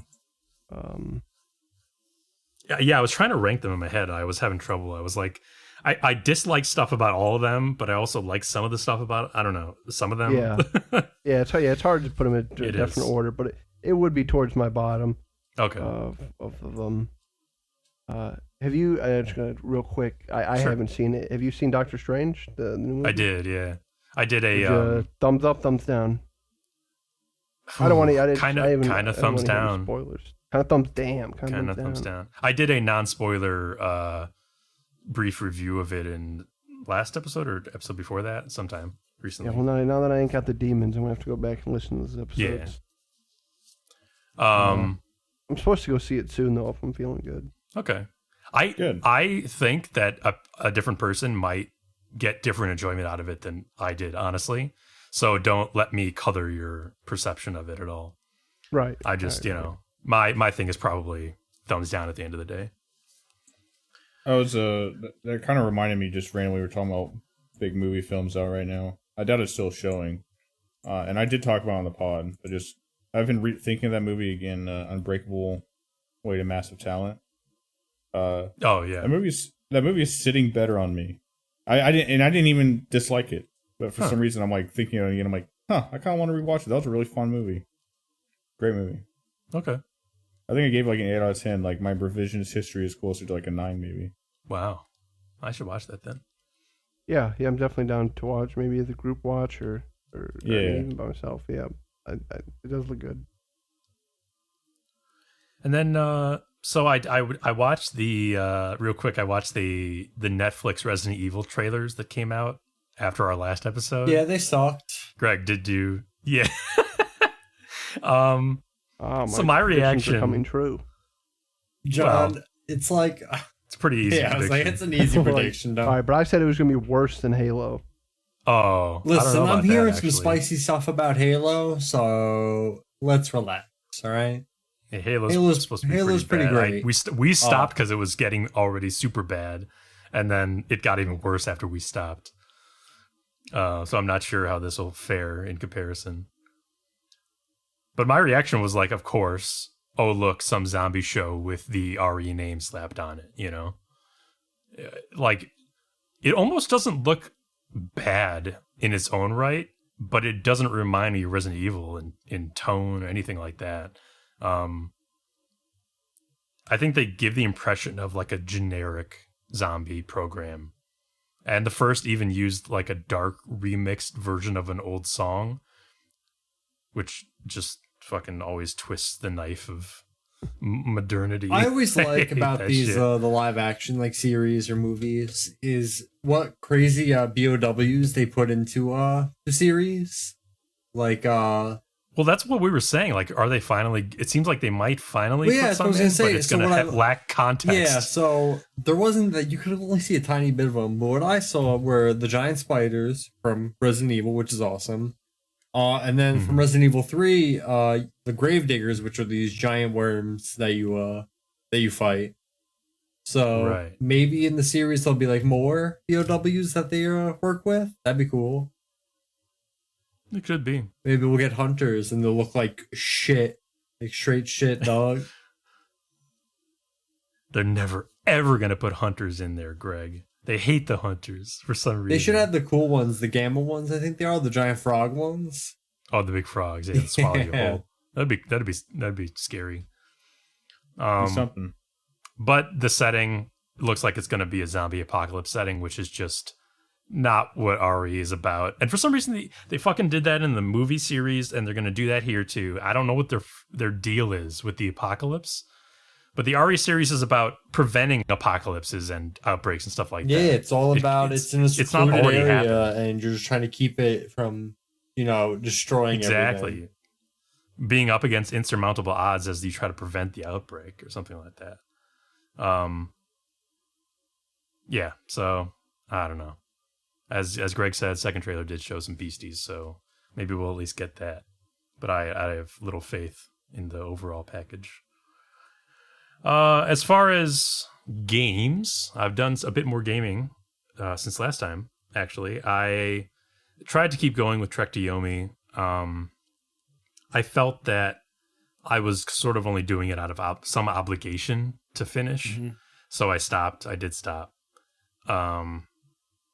I realized that it's kind of just like a brawler, essentially, in terms of the gameplay style. And I'm not really into brawlers. The combat didn't have like much nuance to it.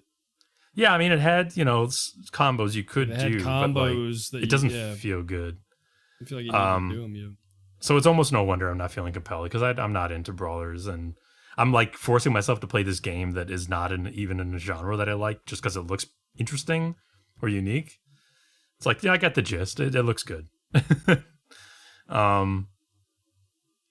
As for games I did finish, I played Citizen Sleeper. I actually was just grabbing some footage for a highlight, but since Andy had recommended it, I just went through it. I was kind of hooked. I went through it. And I'm not going to describe the game or like praise its qualities too much, because I feel like Andy did a great job on our last 2 episodes doing that. Thank you. But I agree with a lot of things that I can remember him saying. So I'll just say about my experience. Maybe I was playing wrong, and maybe you're supposed to sort of like ignore most opportunities in pursuit of whatever you designate as like critical to you. But I think I tried to do too much and found myself constantly scraping by in the first half of the game. I've heard other people find it kind of easy. For some reason, I was scraping by in the first half. I think the problem for me was you don't know going in what any given event path will lead to.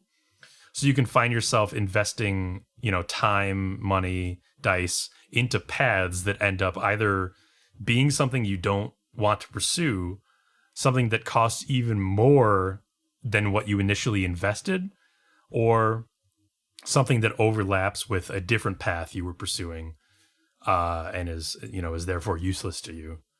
I didn't see anybody really talking about that, so maybe I just messed up. How was your experience with that? I don't really agree very well, to be honest. Okay. I felt like most of the paths. I mean, I definitely had that feeling where I was doing everything at once and I was just scraping by, but I felt like that felt right with the pressures thematically the game was putting on me, with like my body breaking down and like all these, the themes happening. The pressure was good, and I felt like I was pretty satisfied with the progression, to the point where I eventually you kind of get on the other side of those and you form stable loops to manage your body's problems and deal with the oncoming threats, and you just ride out the game. I guess I didn't really feel like I was wasting paths, or I didn't feel remiss for going too far down certain directions. Okay. I felt like the game was pretty good, frankly, about like resource integration, that you might end up with too much of a certain resource because you overinvested here, but you'll eventually find some use you could have for it. I also didn't really feel like the storylines were too much stepping on each other's toes. No. I'm not saying you're totally wrong, but that's not quite what I'm saying. I'm saying like, well, I guess maybe not storyline so much, but like, in the results that you would get from them, maybe like, okay, I think I understand what you're saying.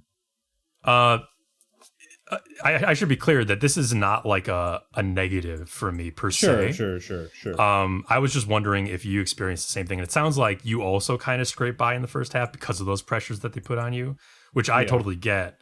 That's like a part of it. And I agreed with you in terms of how the progression of the game goes, so that some people might not see that as a positive, that whole like first half being stress and pressure, and then later in the game, that you're freed from those things, and it kind of goes on to be like a more calm, culmination and conclusion.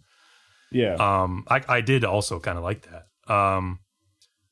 So yeah, I was basically just wondering if that was just me trying to handle too much. I understand. Yeah, I get what you mean.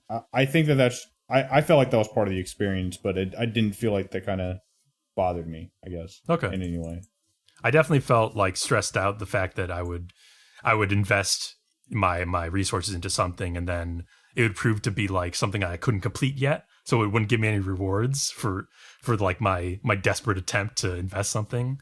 Or it would like not give me quite what I wanted, and I would have to like basically call it a loss or something like that.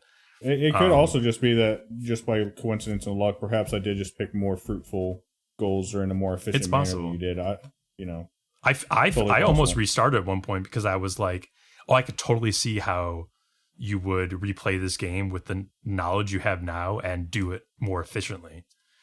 So I definitely feel like there's a possibility. Stuff towards the end of the game that I was discovering that I felt like I could have discovered at the beginning of the game, but I didn't feel like, I felt like those occurrences were rare enough for me that it didn't really register a blip on my radar, and I had that feeling of like, oh man, if I played this again, I could do this. But also, I think you would agree that you're kind of left with a feeling afterwards that you don't need to play this game again. I mean, it might be fun to like experience the other endings, but exactly, that's actually where I was going with that. So as you said before, it's unclear if you can definitively lose in this game. Obviously, I was trying not to, but right, that led to maybe a richer narrative than if I had just gotten a game over and had to try again. Because in my game, I won some, I lost some, but the story it ended up telling was one in which I always tried. Sometimes I barely made it, sometimes I couldn't do the right thing, but I did whatever small goods I could in a hard world, and that to me is emotionally compelling as a story to tell. I want to talk about some of the specific story ends, even, because like I feel like some of my stories didn't end necessarily the way that like you would call as the best ending. Oh yeah, some of mine didn't either. For sure. Maybe we can do like an addendum afterwards, because I don't want to spoil or bunker literally everybody, but sure, if you want to talk about discuss all that. Yeah. Okay. Yeah, stay tuned for a brief spoiler chat between us at the end of the podcast about Citizen Sleeper. Now, one quality of life thing I think was really missing was because so many event paths are dependent on waiting some amount of cycles. I wish that the quest log would just tell you when the next step was ready. So you don't have to keep track yourself or go look in the world. Especially as the world opens up and it gets bigger, and it's not getting to the other side of the station is not like, say, in Divinity, you just scroll to the other side of the map and click. Like, you have to navigate in a sense. Like, you're on an overworld, but you are navigating. Yeah. So that's just like the major quality of life. There's also like thing, for sure. There's a couple places where you have to do a little like transition to a different part of the map, and I felt that kind of got old doing that over and over again. Oh, for sure. I back and forth. That was probably my biggest thing, like the transition over to the side or up. Like that never felt great.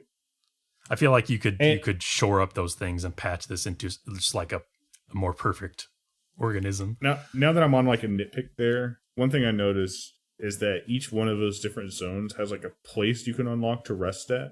Mm-hmm. I use 2 of those places, don't get me wrong, but it's like station is not that big. Like, I would have rather you had one rest place but made it easier to get around than give me 3 rest places in a short, distance Me too. from each other, I was honestly surprised that there ended up being multiple, and I agree with you that it should have just been a seamless map with one did you place. Which I think this is not really spoiler, but just to ask, which rest place was your first one?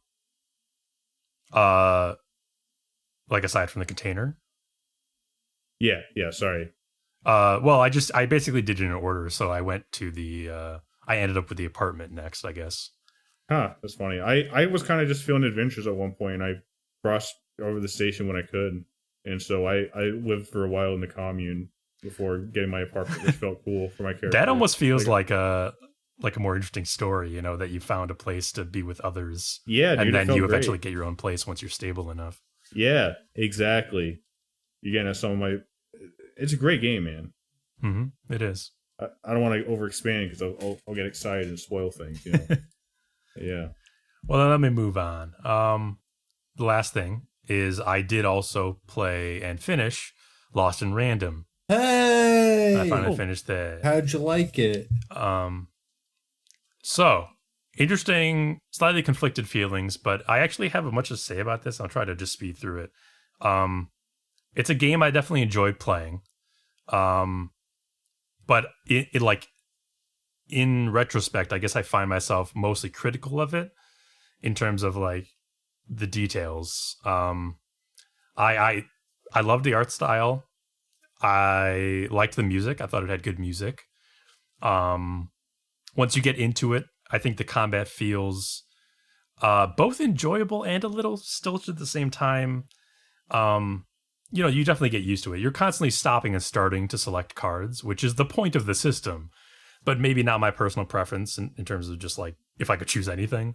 But that being said, it can certainly be fun. And it's thankfully not mindless action, because you can set stuff up a bit. You can like get good, not so much builds going, but like good setups for killing the waves of enemies going, where you're just like you're dominating the field. That does feel good. Nice. I like the levels. I like the shootable collectibles you can find around the levels, and the side quest stuff.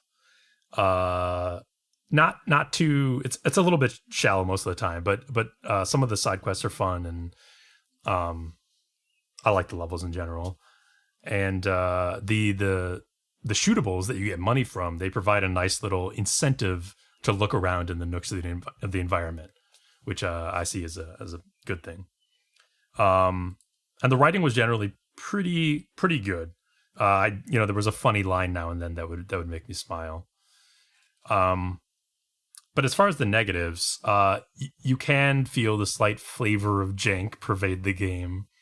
And I would say the game makes like many small mistakes that feel like they'd be more at home in a game from like 15 to 18 years ago.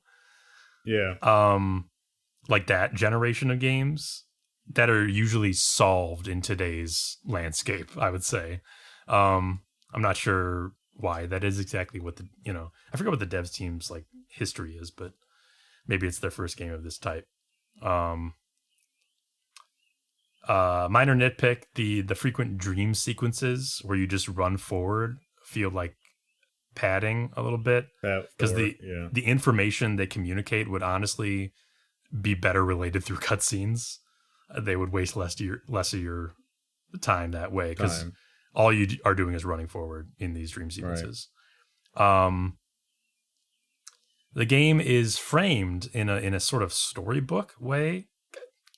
Not even really, but sort of a storybookish way. There's a storybook in game that you're like getting pages for and getting information from, the backstory.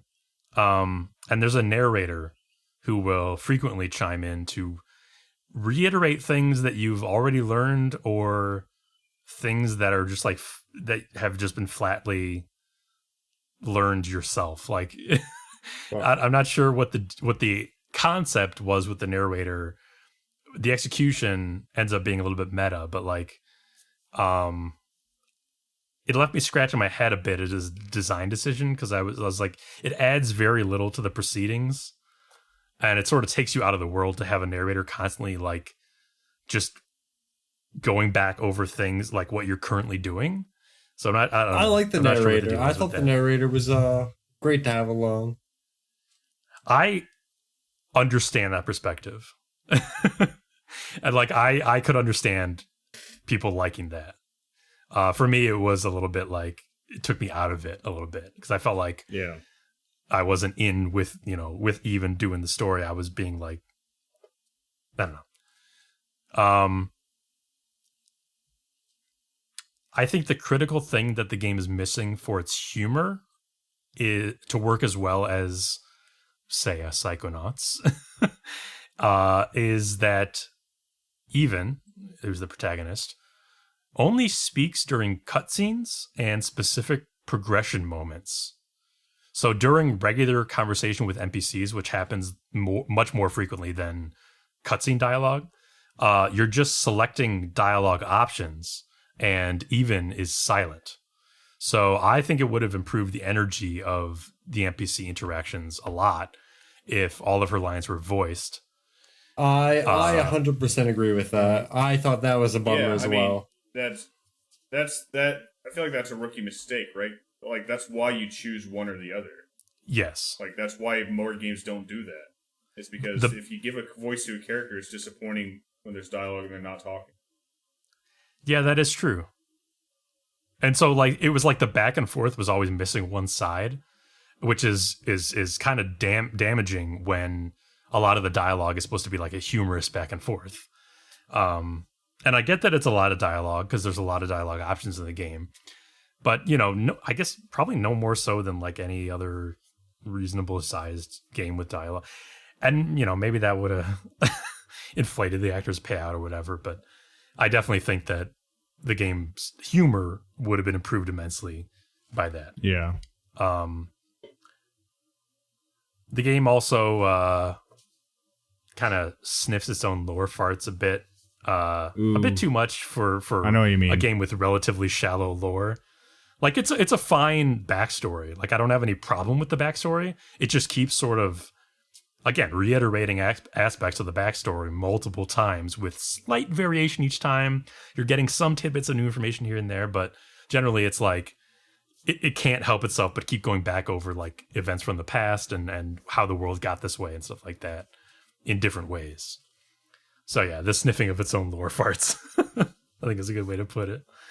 And then one last thing, which is kind of probably the most critical nitpick I have.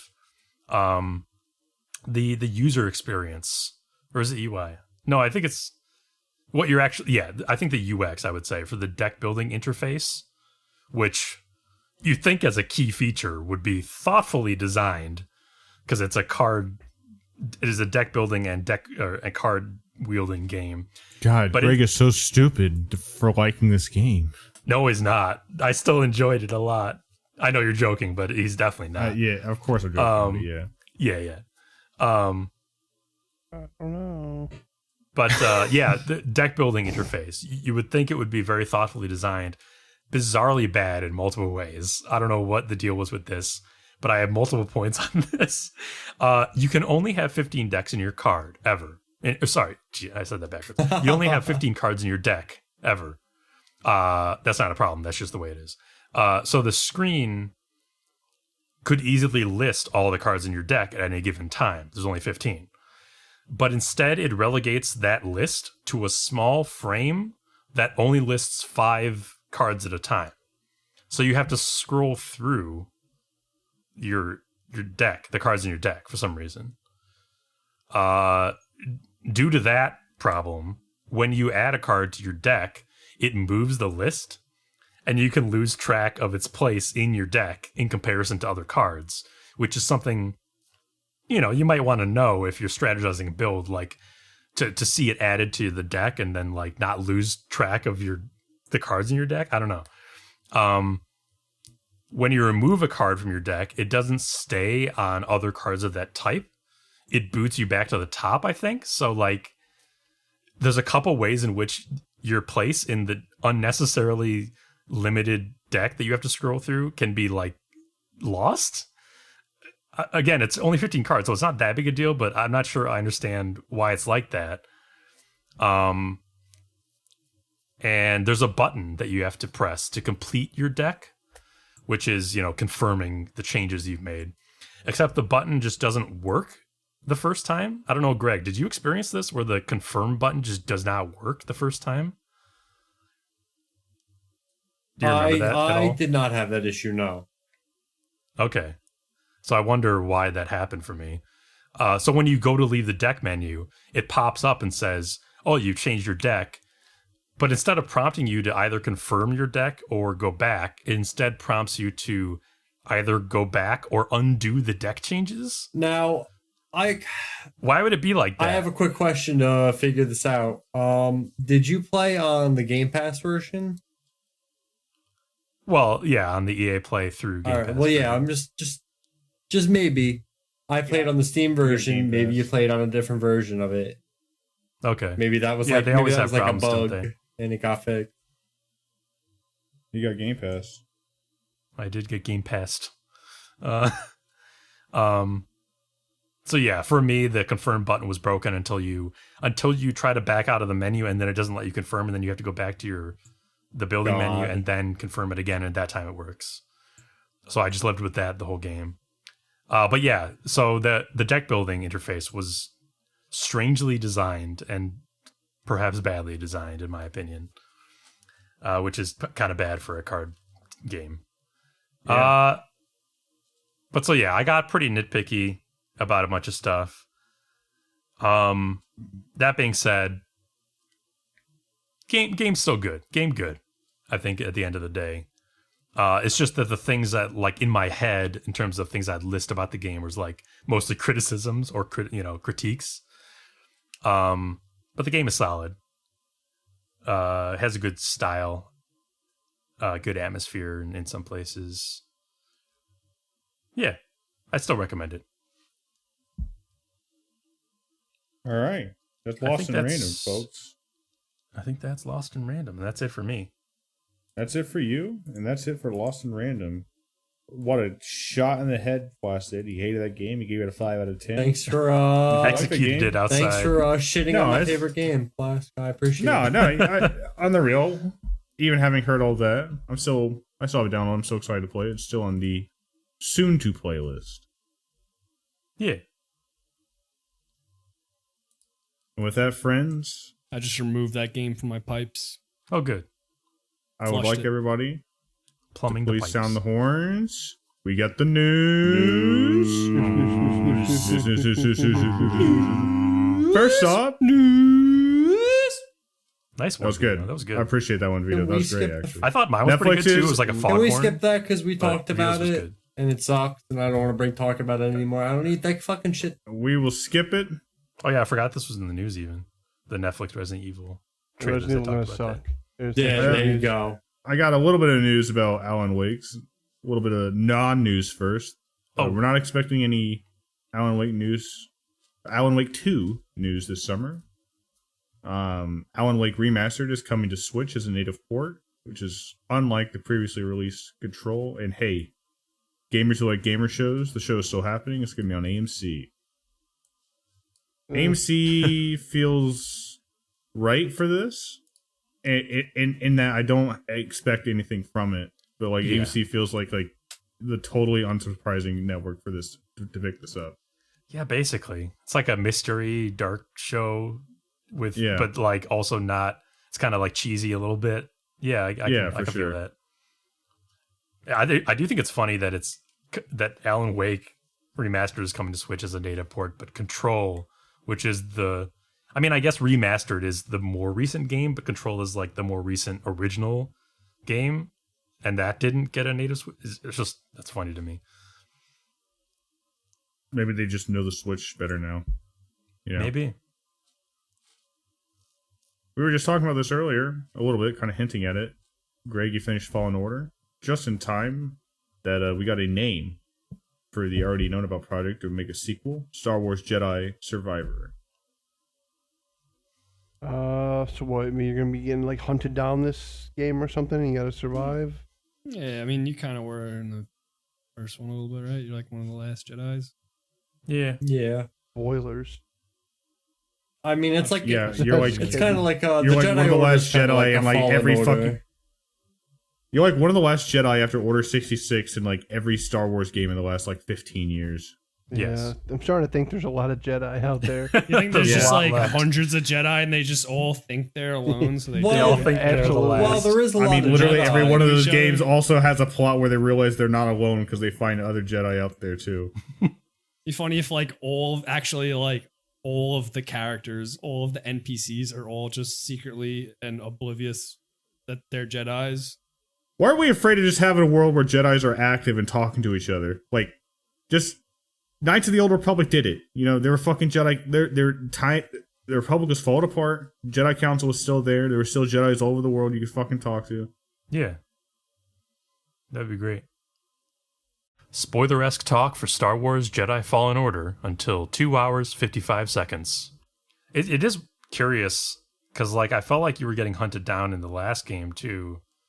So are you getting hunted down more, and by whom in this game? Now you're getting hunted down more. Well, now you're fucking Now, well, at fighting the, for your life well, right at the now, end of the first game, I mean, Yeah, I guess the stakes are I raised was a like, little bit. can we stakes spoil raised. talk real quick about that?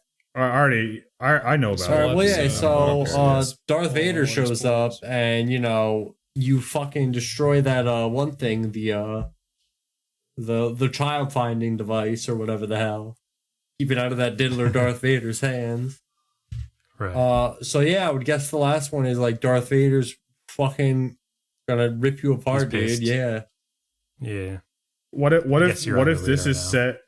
What if this is set during the time period where Starkiller was still a bad guy, and Starkiller is trying to chase you around Nemesis style? That would be really funny.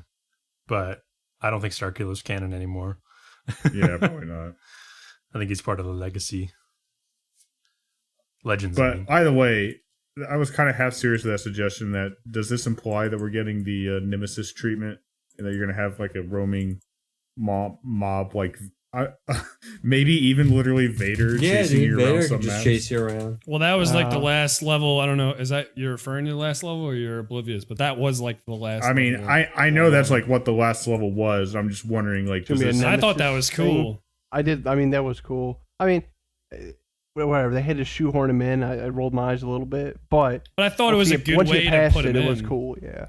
Like, I what do you honestly- get, it would have been worse if they put him in and like you beat I him actually in a fight. want to say It's like, no, it's a fine. yeah, real Vader. comment Yeah. on that. That part actually, I got a lot of wind blown out of my sails because you know how you're running through like the part and he's like force ripping the wall floor up and shit. When I Yeah. got to the elevator and I used it, I clipped through the elevator and fell out of the map and had to redo that part.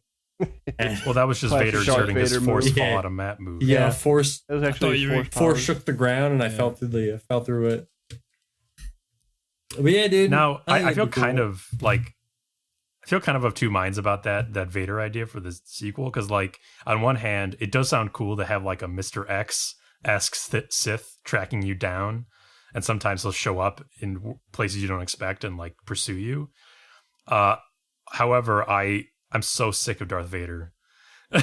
Just even when he's cool, I'm just like, can we get something else, please? Right. Well, yeah, like Andy was saying earlier, it's just like, it won't they stop. have such a crazy time period. They could take anything from Star Wars, and they always just seem... It has to happen in the same fucking 15, 20-year period. Yeah. It's literally like a series that, as established, spans centuries. I mean... Longer, thousands of years. There's a reason Knights of the Old Republic is like, the Star Wars game. And I'm sure it has to do with that you don't have to fucking deal with the same bullshit characters you've been seeing, for the last 40 years in movies. It's new characters, new people, new stuff. Yeah. So, I mean, it could be cool. Telling its own tale. Yeah. Yeah, we'll see, I guess. It's all based on the name. We don't know. And even, Yeah. It doesn't even have to be Old Republic, but, like, just something different, like something more than Jedi are on the run and the Sith in Darth... Yes. Not even just the Sith. It's literally Darth Vader's chasing them down every fucking time. You know what I mean? Different time period, different deal. That would always be preferable, for sure. Yeah. On a good note, apparently, Christopher Walken will play Emperor Shaddam the Fourth in Dune Part 2. This is the main emperor that sends House Atreides onto their downfall. He was definitely spoken about in Dune 1, but we didn't see him. I have not read the source material, so this is not my comment, but I've heard a lot of people saying that this is a pretty great casting. I mean, I love Walken, of course, but like, I think people are saying it's appropriate. I don't like the casting, but I think it's funny. Oh, okay. You don't like the casting? Yeah, I don't. Yeah, for one, I think he's a bit too old. Yeah, I was like, I mean, he's 79. He's alive, and he looks old. He looks 79. He does look old. And Shaddam is technically in his 70s at the time of Dune, but this is in the year 10,000 whatever. Of course, so like looks aging is a bit different for the emperor of a galactic civilization in the far future.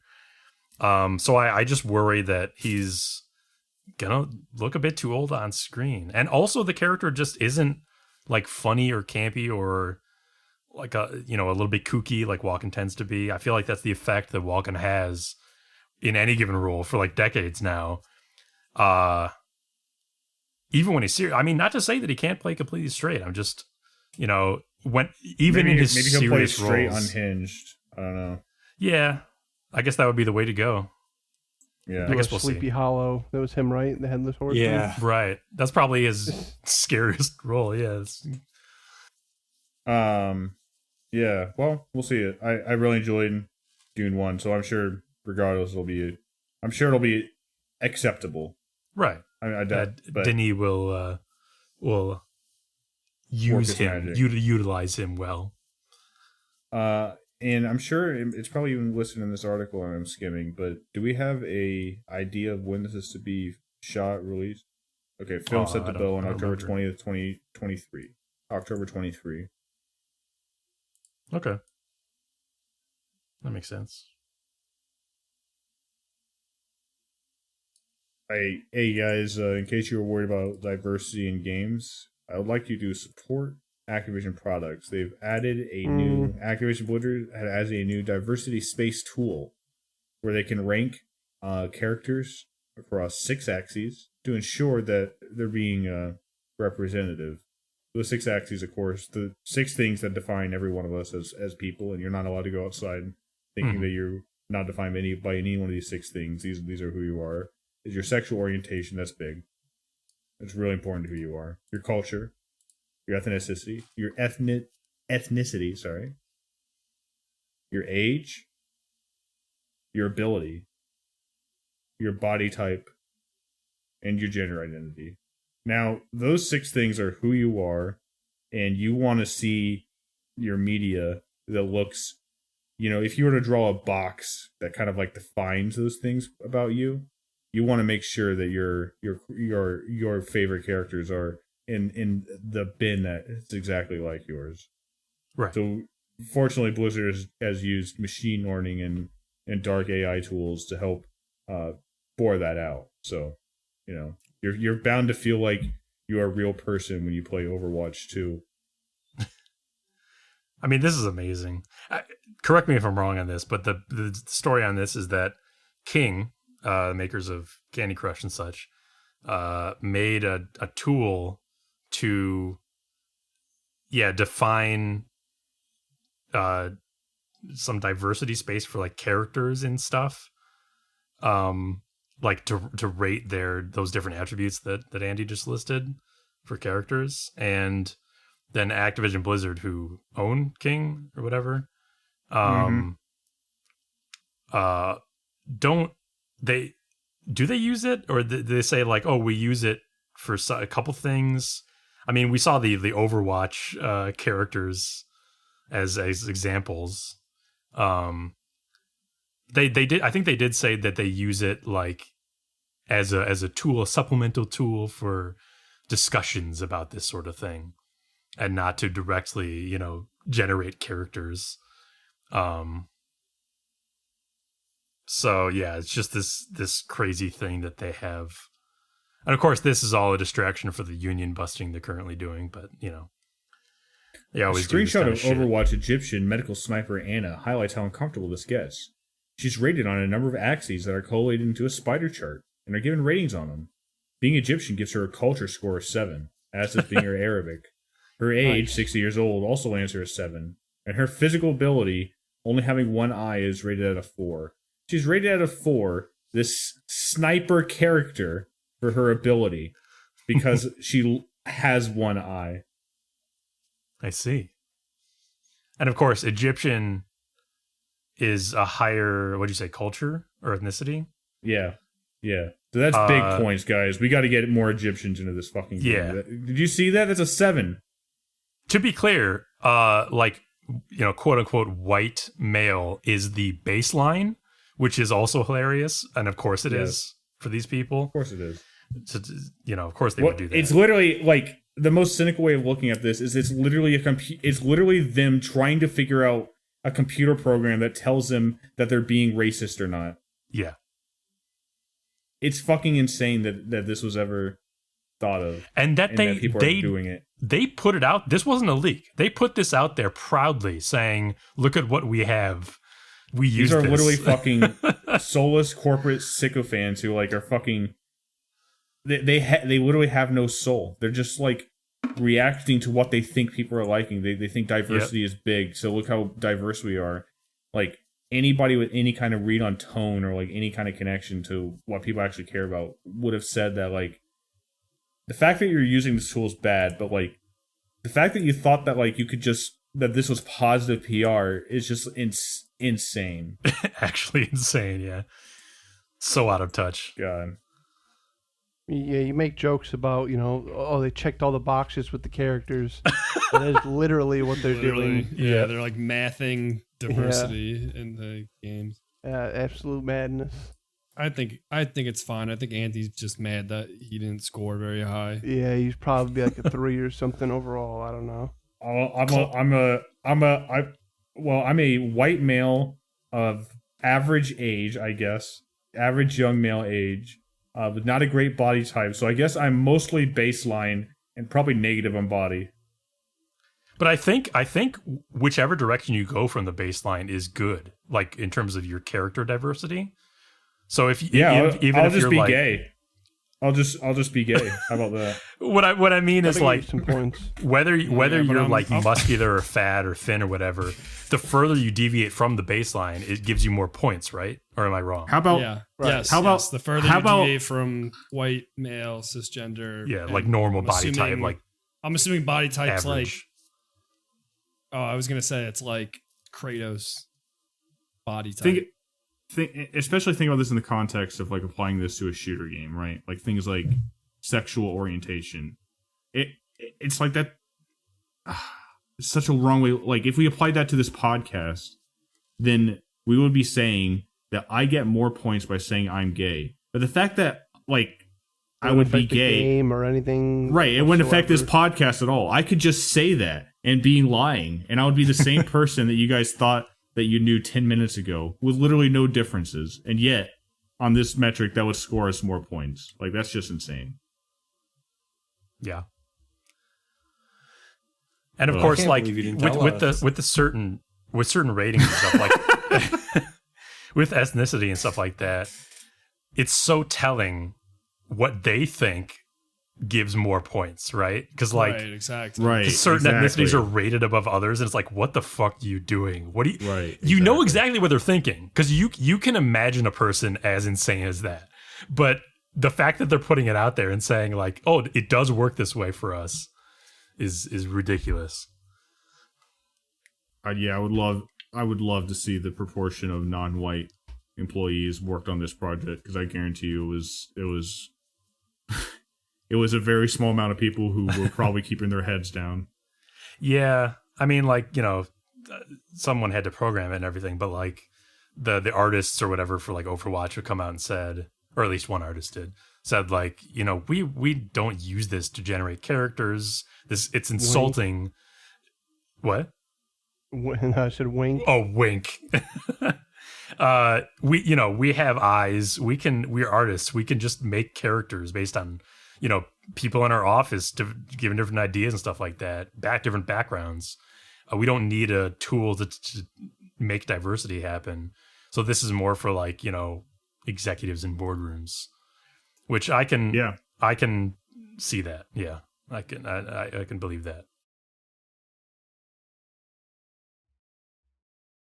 All right, let's move on to better news. I feel like we called this one. Gears of War could be getting the MCC Collection treatment. I feel like we did you mention guys? this as like, yeah.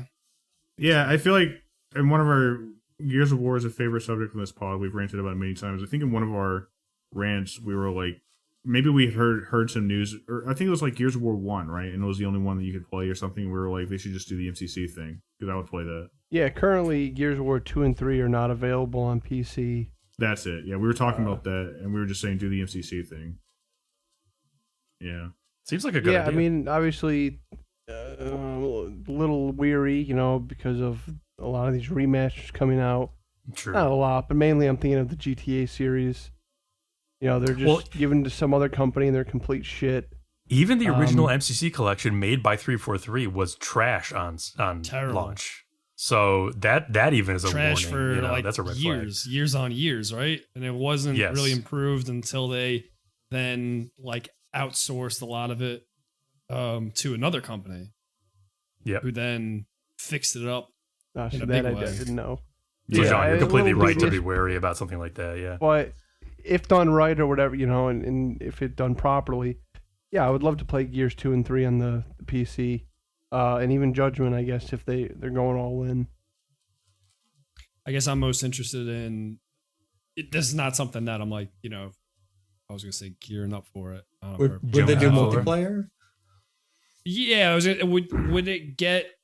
Would it benefit from some sort of like Master Chief Collection?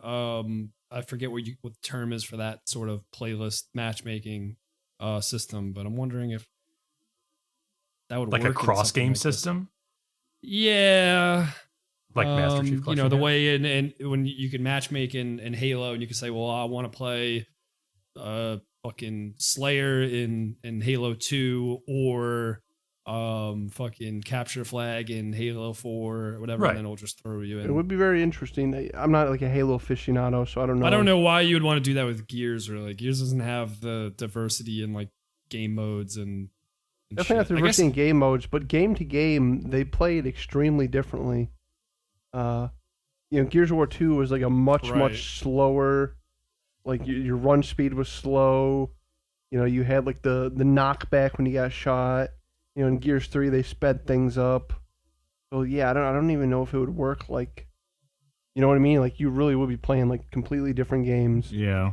Yeah, and I guess the only thing I could ask for is like having like all of the maps, like all of the legacy maps Right. being playable. But they kind of do that already with like the new Gears games, aside from certain mean, maps that we do want. that- But That's how the MCC is treated, right? Like, there's not maps that aren't in those games, I don't think. I'm not sure. I didn't really get into too much into think the they're all Master in. Chief Collection. I think they're all in. And, like, even Halo 3, they're adding new stuff. sorry, you're commenting that like all of the maps are available in the MCC? I think so. Yeah, so like I don't even think it's a question. Like they're gonna have like if they're doing the MCC thing, they're gonna have all the content in all the games. I don't see why they wouldn't. Basically, we're saying like if you wanted to play Gears of War 5 or fucking 6, because apparently there's rumors that they're working on 6, you might be able to play like all of the fucking maps and all of the Gears series in that multiplayer mode. But currently, they kind of do that already. I guess is what I'm saying. I'll ask what you're saying. Okay, yeah. No, yeah. I get what and you then mean. I don't know. I guess I'm just trying to think of if they could do anything interesting to bridge these games multiplayer wise. I don't know what would get me. Oh, multiplayer wise, maybe, yeah.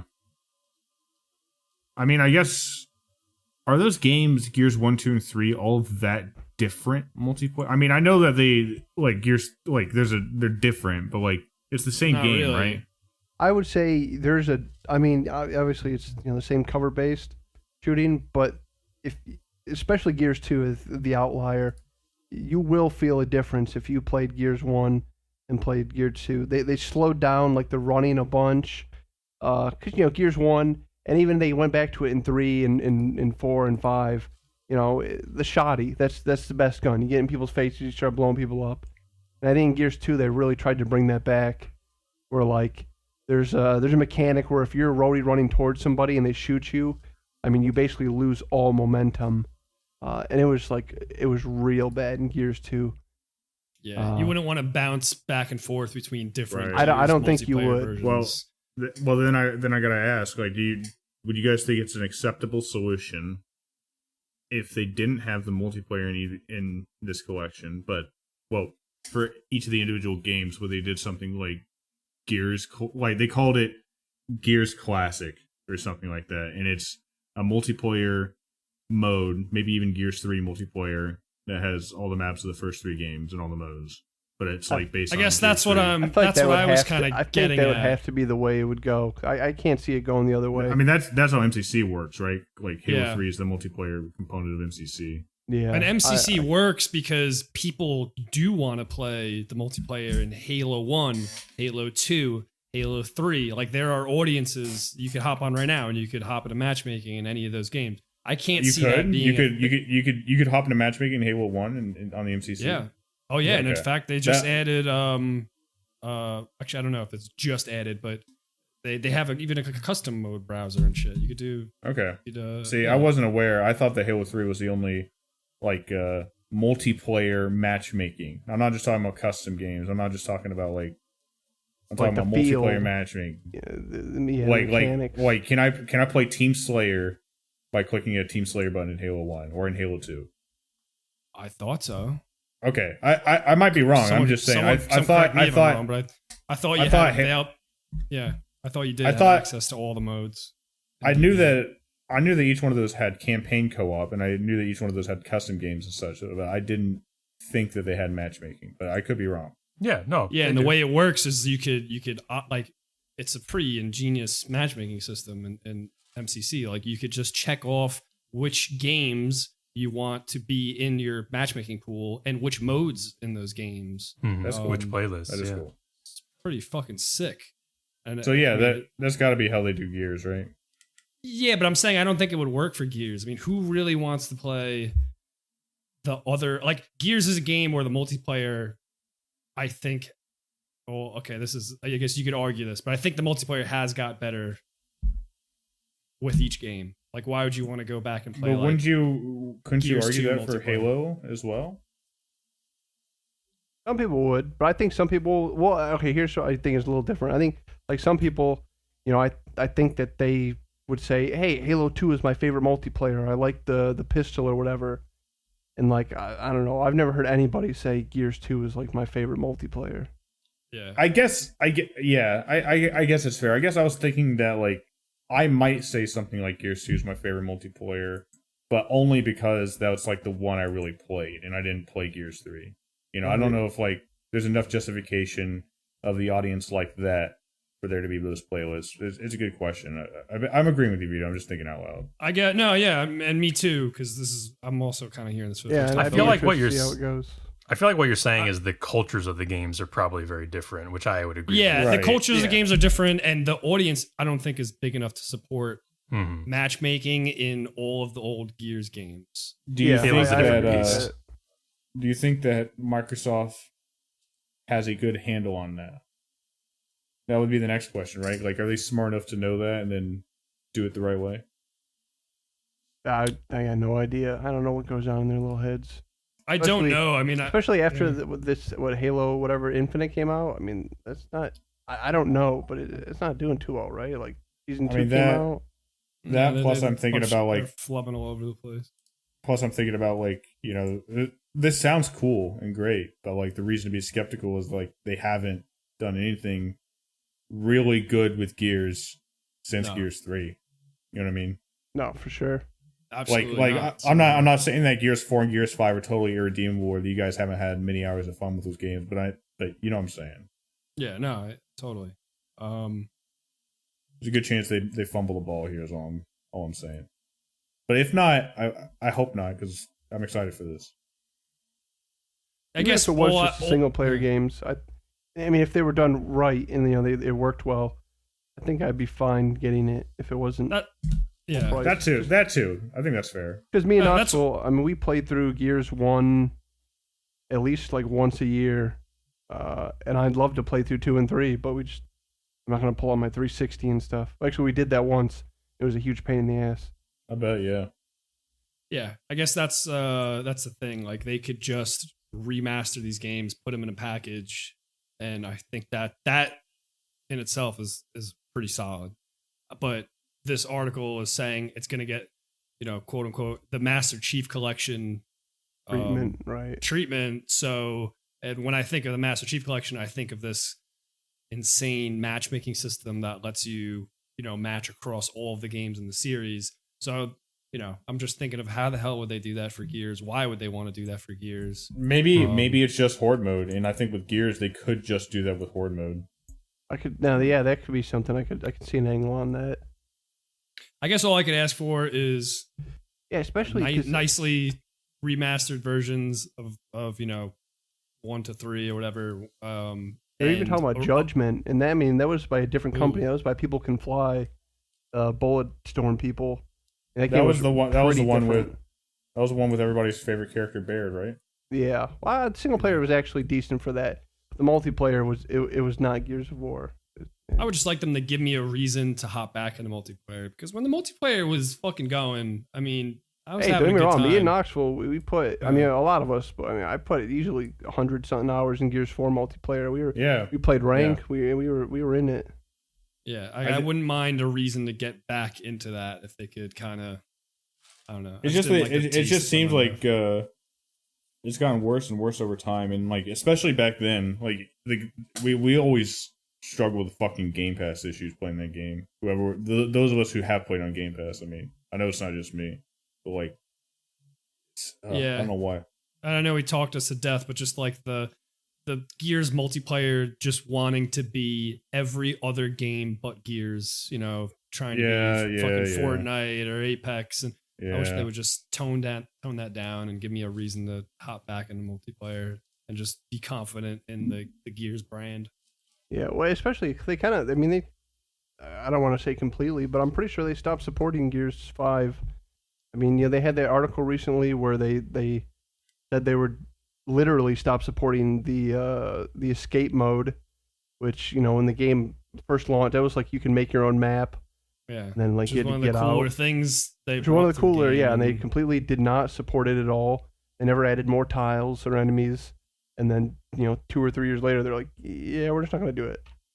So, I really don't know what's going on with the franchise. Bring Cliffy back for the Gears Master Marcus collection.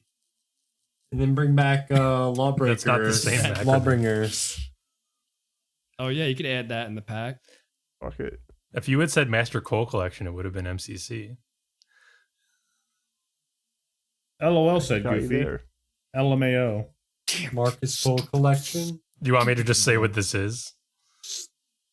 Sure. Yeah, go ahead. It's just, all it is there was a new patch for the Kingdom Hearts Cloud version on Switch that added 2 new features, one of which is now you can select between prioritize performance or prioritize graphics quality. That's which pretty can good. be selected before you start playing. It's a good feature to have for this game, yeah. And then the other patch feature is it will now send you a message on the game selection screen warning you of any server congestion that the games may be experiencing at that point. So if a game Kingdom you're playing, Hearts? you want to go play, is experiencing server congestion, you can play it. Congestion on Kingdom Hearts. It's the cloud version, man. Oh, Yeah, dude. the cloud game. It's a Sorry, cloud sorry, game. It's a sorry. piece of shit. So All right. yeah, so I was now like, it what the warned. fuck? Now, whenever you get home from work and you get your beer and you're ready to play your game, it warns you that now's not the right time and try again later. Yeah. Yeah. That is Too many pretty people are LMAO. playing Kingdom Hearts as well right now. Sorry. It's Everybody your game's just going got to home and stutter. cracked open the beer. Sorry, bud. It's ridiculous.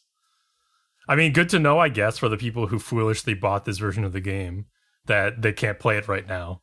But the fact that that's even a thing in the first place is asinine. It's kind of it's gonna blow up in their faces too, because I guarantee you somebody's gonna keep track of that, and like it's gonna be you're gonna have downage trackers and everything, and yeah, I could see that.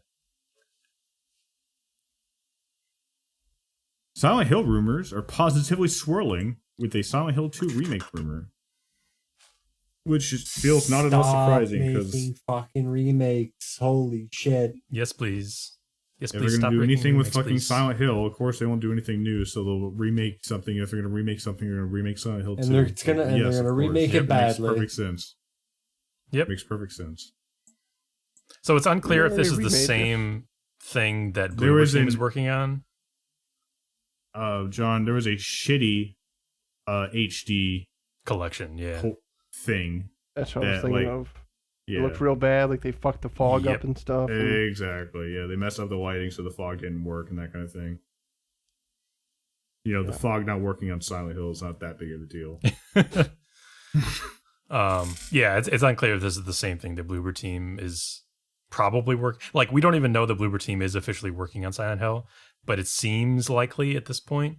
They've been kind of coy about that, and they're refusing to comment on those rumors. All we've heard from them is ruminations on working with an IP held by another company and needing to tell their own story in it. So they're doing one of those, like, we won't tell when they're asked about Silent Hill. Well. And there's other like Silent Hill stuff happening, but yeah, this is the new rumor that there's going to be a Silent Hill 2 remake, and it may be the thing being done by Bloober Team. I agree with Greg, though. Cyberpunk 2077 animated series on Netflix is still happening. We're getting a trailer in June. I guess whatever. Who gives a fuck? yeah.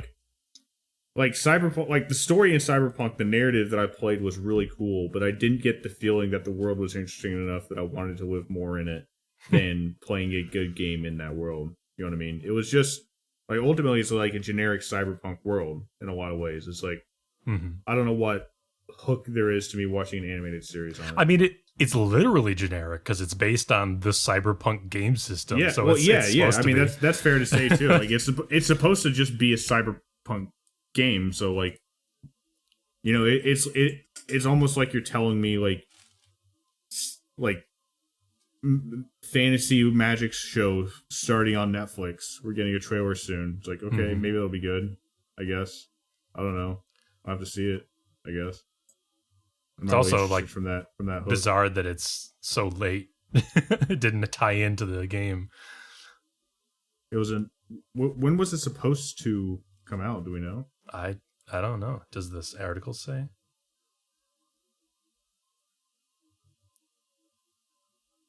No. It didn't even Apparently- show like a screenshot or anything. I couldn't care less. Yeah. Apparently, it was announced in the June before the game's launch. Oh, okay. 2020. I mean, Jeez. yeah, well, who cares? It was going to follow V. I don't care if it does. Yeah, I don't know.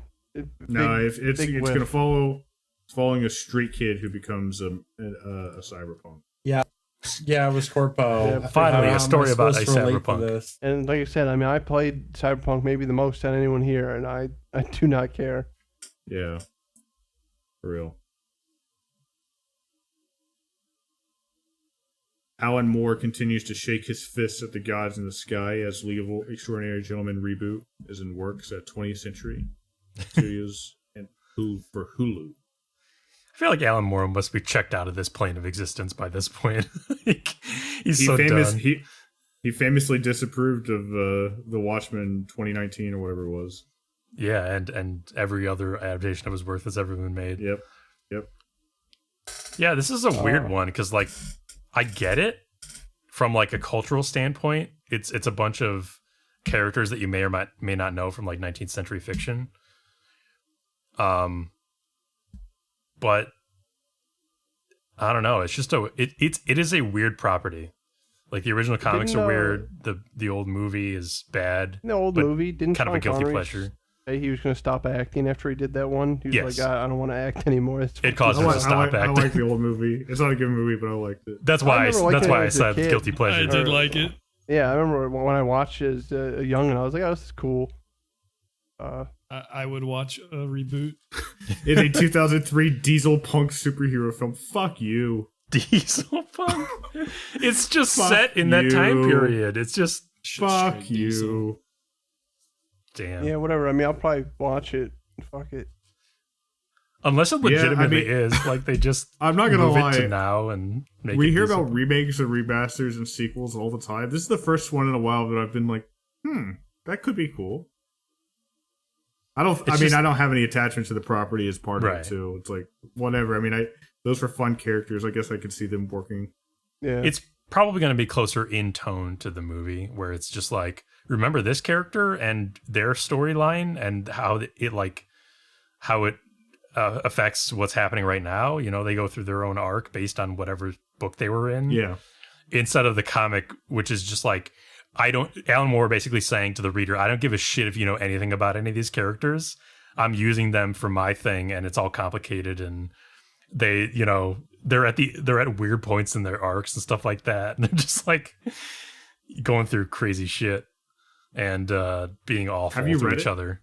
I read, I think the volumes 1 and 2, maybe more. I know nothing of it. I mean, it's not remembered at all in the same breath as The Watchmen, you know. But like, yeah, is it of a similar? Is it supposed to be like countercultural, like The Watchmen in some way? Not really. It's in the category of Alan Moore stuff where it's just something he's a fan of, and he decided to write his fan fiction about it, and then of course makes it weird because he's Alan Moore. So it gets dark and awful. So it's Alan Moore's fan fiction on Captain Nemo and 2000 Leagues Under the Sea or whatever it is. Yeah. And all those properties. Yeah. Same thing with he did a comic that was basically the same thing for Lovecraft's body of work. And that was just, again, Providence, I think it was called. That again was just his fan fiction, like using all these elements and not telling you shit about them. He doesn't give a damn if you know anything about what he loves. He loves it. That's hilarious. And he's just making a new story. That's a Chad move. Yeah. I mean, at least Flask with this new adaptation, you don't have to worry about that. You're definitely going to know all about it. Definitely going to what? I mean, you're definitely going to know all about everything. Like, there's no way that to today's audience they would let that happen. That's exactly what I was saying. Yeah, they're going to be following their book personas and just their arcs from those books. I mean, it could. Do we know? Is this a movie? Because like I feel like something like this might work as a limited series or something. Listed under movie news, so I think it is. Yeah. Okay, moving on. John, do I have your attention? Yeah, I was interested when Greg posted the trailer for this, and I watched 30 seconds, and I said, no, thank you. We're talking about Marvel Snap. It's the first game from former Hearthstone director Ben Brode's new studio. It's a Marvel card game.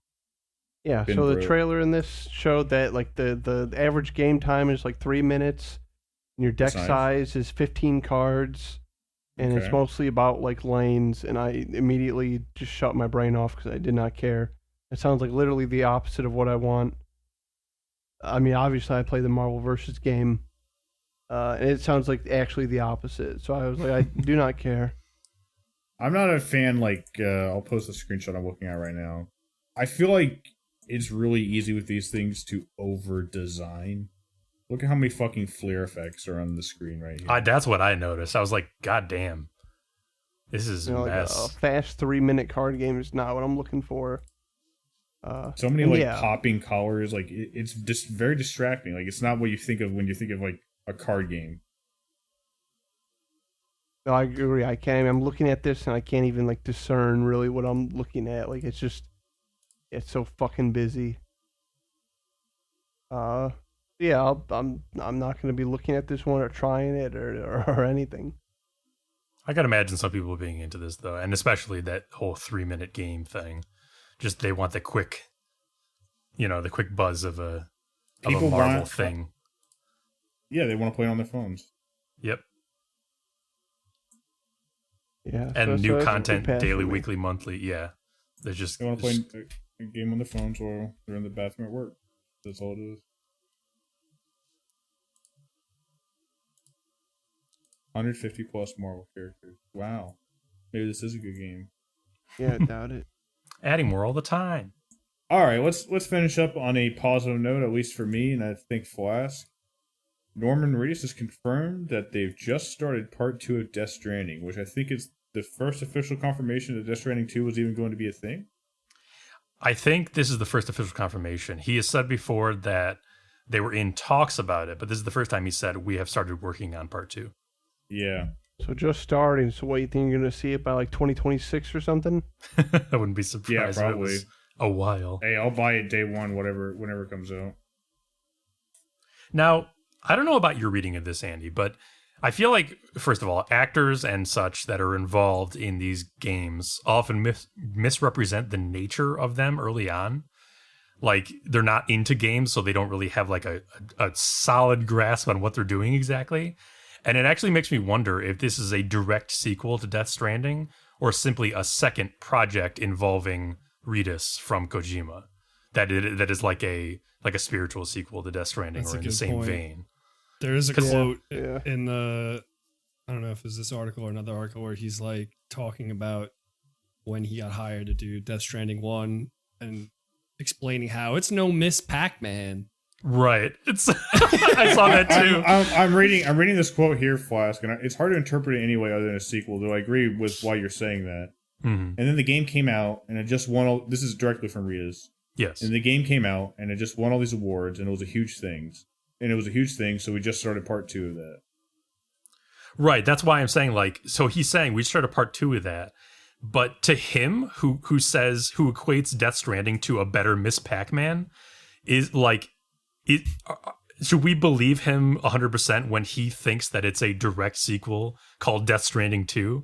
Or should we be like maybe speculative on what the game is actually going to be? On top of that, like it seems like he's leaking this ahead of like a normal media cycle too. Yeah. So I get what you're saying. I mean, I don't know what to think. I also speculate just because the nature of Death Stranding was kind of conclusive and like one whole package unto itself. So I do wonder what they would do with the sequel. Did the game end in a way that seemed? I mean, you connect to the United States, right? Like, what more is there? You could probably mine more out of the world. I guess there's other countries, right? Yeah. I'm not sure. I feel like what they would do. I feel like through all the production of the game, he probably has a pretty good idea. I don't want to disagree because like I totally get you. I think it's more likely than not that if it's not a direct sequel, it is going to be some weird Death Stranding property involving Norman Reedus. Mm-hmm. And I'm not saying that that it wouldn't be, that it's not possible that it would, no, I'm not saying anything's not possible, but like I'm speculating on, is it a direct sequel? Is it set in the same universe? Is it like a spiritual successor? Is it completely different? I think any of those are open right now to us based on him just saying, fair. We're doing another thing, Something like a spiritual successor and something like that I could totally get. Yeah. Yeah. We just, I feel like we don't know at this point. I think he did clearly say that they're following up on that work. Yes. Okay. But in what form that is, I agree. Yeah. I guess we'll see. But I mean, we're talking also like me and you have finished the game. The game did not end on a note that felt like, and it's not. I'm not going to spoil anything. It did not feel like Norman Reedus had more story to tell. No. Yeah. Sam Bridges. We heard all of it, you know. So what could it be? I'm just reminded of George R.R. Martin saying that like Elden Ring was a sequel to Dark Souls. that kind of like slightly out of touchness where these people aren't into this stuff, fair. So they don't really know. And we will see. I hope at least whatever form it is that it has the strand mechanics and all that, like stuff that I actually the gameplay of Death Stranding. You know, it'll probably be another strand type game. I hope that I really do hope that it is like a build up on that because like that gameplay loop just got me in a really peaceful place. I really enjoyed that. Yeah, it was definitely its own thing, and I think another like a sequel would definitely have to utilize that again. Really, when you think about it, this is kind of the first Strand type podcast, right? I mean, yeah. Maybe I'll finish that now that I beat Jedi Fallen Order. Don't be so serious. That's the end of the podcast, my friends. Thank you all for joining us. It's been a great one. Episode 98. Wow. Where's the time gone? I don't even. I started thinking about the number of hours, and I don't want to think about it anymore. Tonight, John, having fought all the demons and such, I'd like you to give the final word to the listeners. Yeah, all right. Final words, listeners. Spoilers for Citizen Sleeper until the end of the episode. All right. How did I'll just go down the list. How did you end with the father and his adoptive daughter? I left with them, agreeing to the what's his name, the one guy's plan or like deal to go and be the observer on this new planet, and left on the ship with the father and daughter. Okay, yeah, I was all on board for that, and then it was the time to get on the ship, and I had a lot of other things left going on. Yeah, like I was on near the end, so I was like, I would not go on this ship. Like I would not. I have other things going on. I care about those things. Yeah. I care about those things more than this. Which when I started thinking about it in that way, I was like, which is really just like another potentially empty promise by a corporation, which had been fucking me over. So I felt like I was potentially making the same choice that I made that turned me into a sleeper in a way. You know what I mean?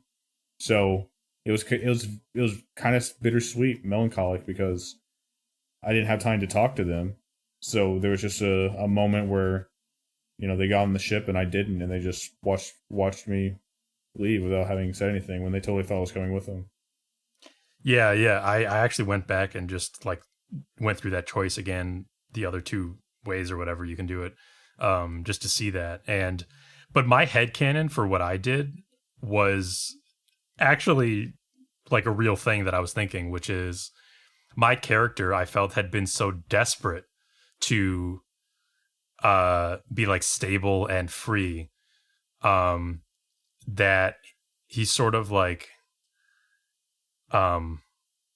perhaps mistakenly allowed himself to be roped into another form of bondage, Like, so my character was so like, I gotta get out of here. I gotta work towards the next stage of my life. Like get out of this place, make my way in the universe, that he like just went along with it. He did have doubts at the end. I also had my character like nearly step back, but then I didn't. I went forward anyway because they were like, come on.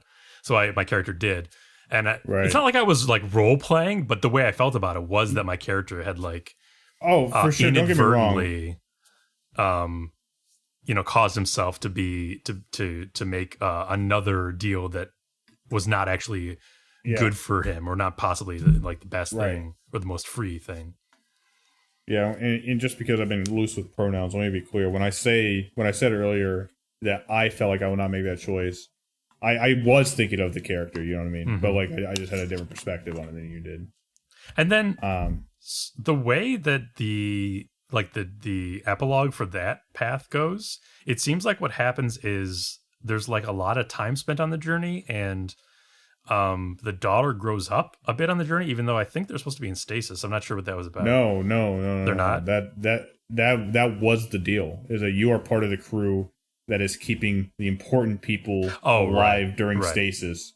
So like you knew on the trip it would be something like a 20-year journey or something like that. And that's why the father dies along the way, and the daughter. I didn't know that would happen. But yeah, the father dies along the way. The daughter grows up. You of course just have to be repaired. You're not gonna die of old age or anything like that.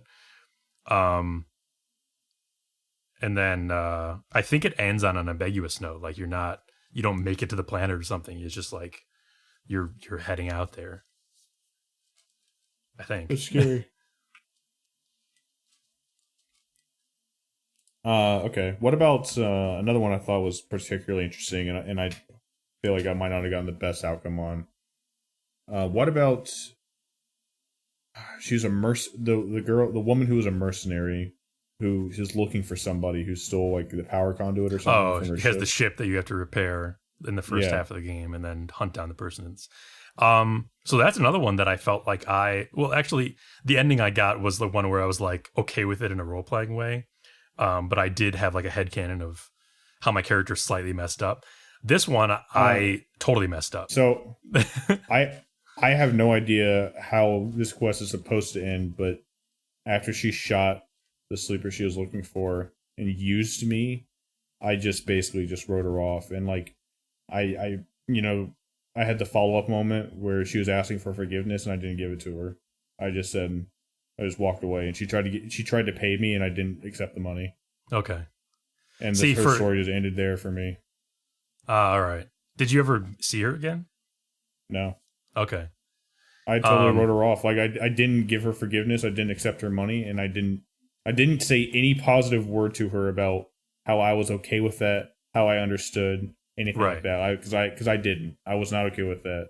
I was manipulated to kill like somebody who was like me, who like didn't do anything wrong from my perspective. See, my character I was playing as sort of like he didn't really have any particular affinity for other sleepers. Like I was like trying to be altruistic as much as I could, but also I was kind of out for myself for the most part. And just trying to make my own way. So when that came about, I wasn't like particularly affected or anything by the sleeper being a part of it. And while I didn't have my character like agree with what she was doing or be like, or tell her to go ahead with it, I also didn't shy away from it. And I did accept the money, but then I have my character like sort of, I mean, I think the game definitely is like, oh, that was not the right move, or that was like a morally dubious thing, or perhaps even a bad thing to do.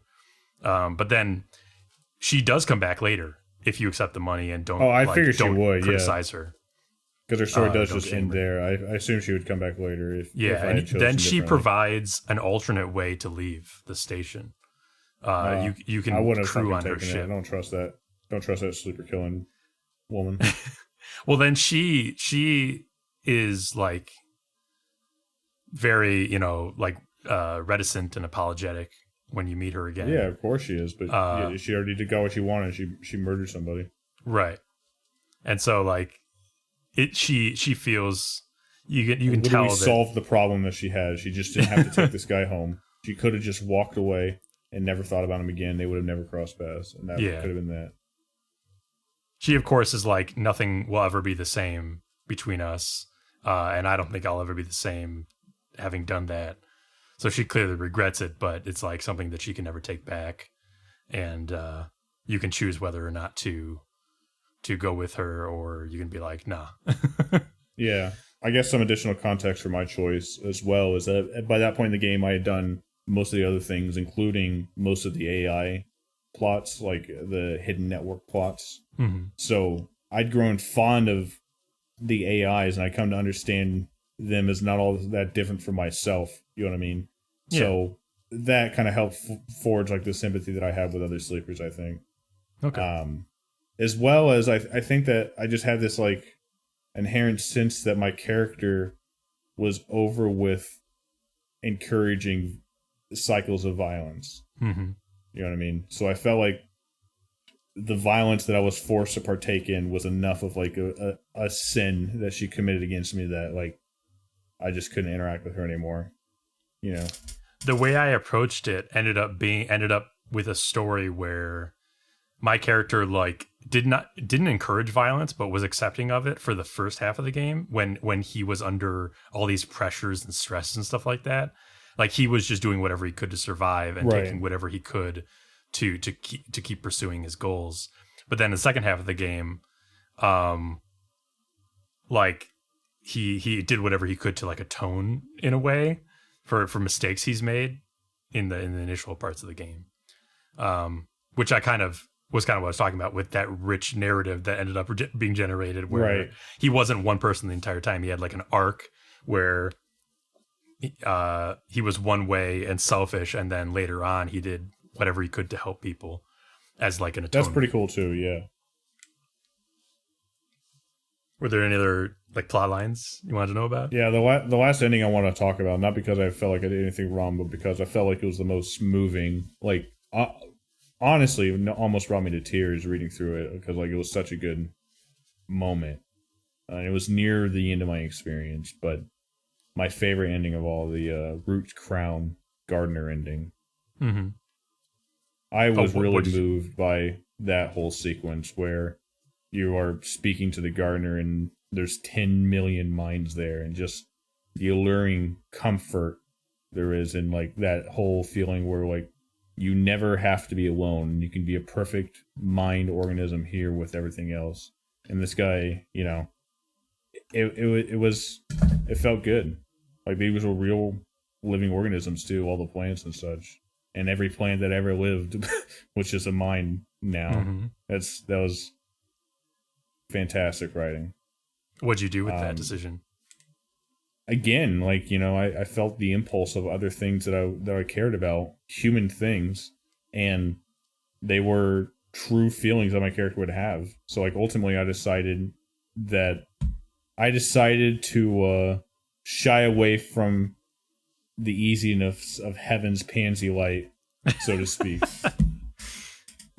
Yes. But I really did enjoy that whole sequence, and I felt like that emotionally was the climax of the game for me. I can understand that. Did you agree? I mean, did that hit you in the same way or what? I didn't have quite the connection with the AI stuff that you did, I think, just like in general. So maybe not quite as heavy, but I did like that sequence quite a bit. And I think the way I played my character, I also denied that becoming part of the collective mind or whatever for different reasons. I think my character was more of like a for all the pain that he suffered, basically, he's still like a tangible person in terms of like the values that he held. So it felt like abandoning reality, essentially. Like oh, I'll just go live in VR, even though it in itself is clearly a real thing. I think that's totally a fair perspective. Yeah. Yeah. But my character was like, that wouldn't be real. That's so funny. I'm glad that we had two different perspectives from the onset, because I think that my character early on had accepted that he was not who he was when he became a sleeper. So that person still existed somewhere. That he was ultimately an artificial organism that looked like a human. I get you. And so he found, you know, among all these strange folks with all these weird human desires and everything who spoke to him like an outlander, I think that my character felt more natural kinship towards the AIs and the such that he met.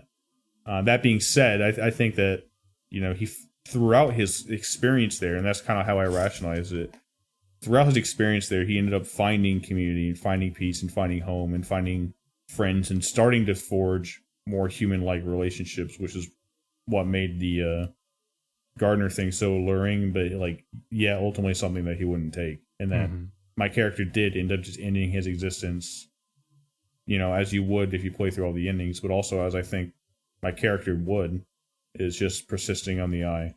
Okay. Which like what did you end with? Like what event did you end with? I think the last thing I did was I can't quite remember, honestly. I did a lot of things in my last session, but I think the very last thing was what felt like the main plot with the tracker. And afterwards, you kind of like save the station, you arrest the bad guys, and it feels like things are at a relative peace for a while. Because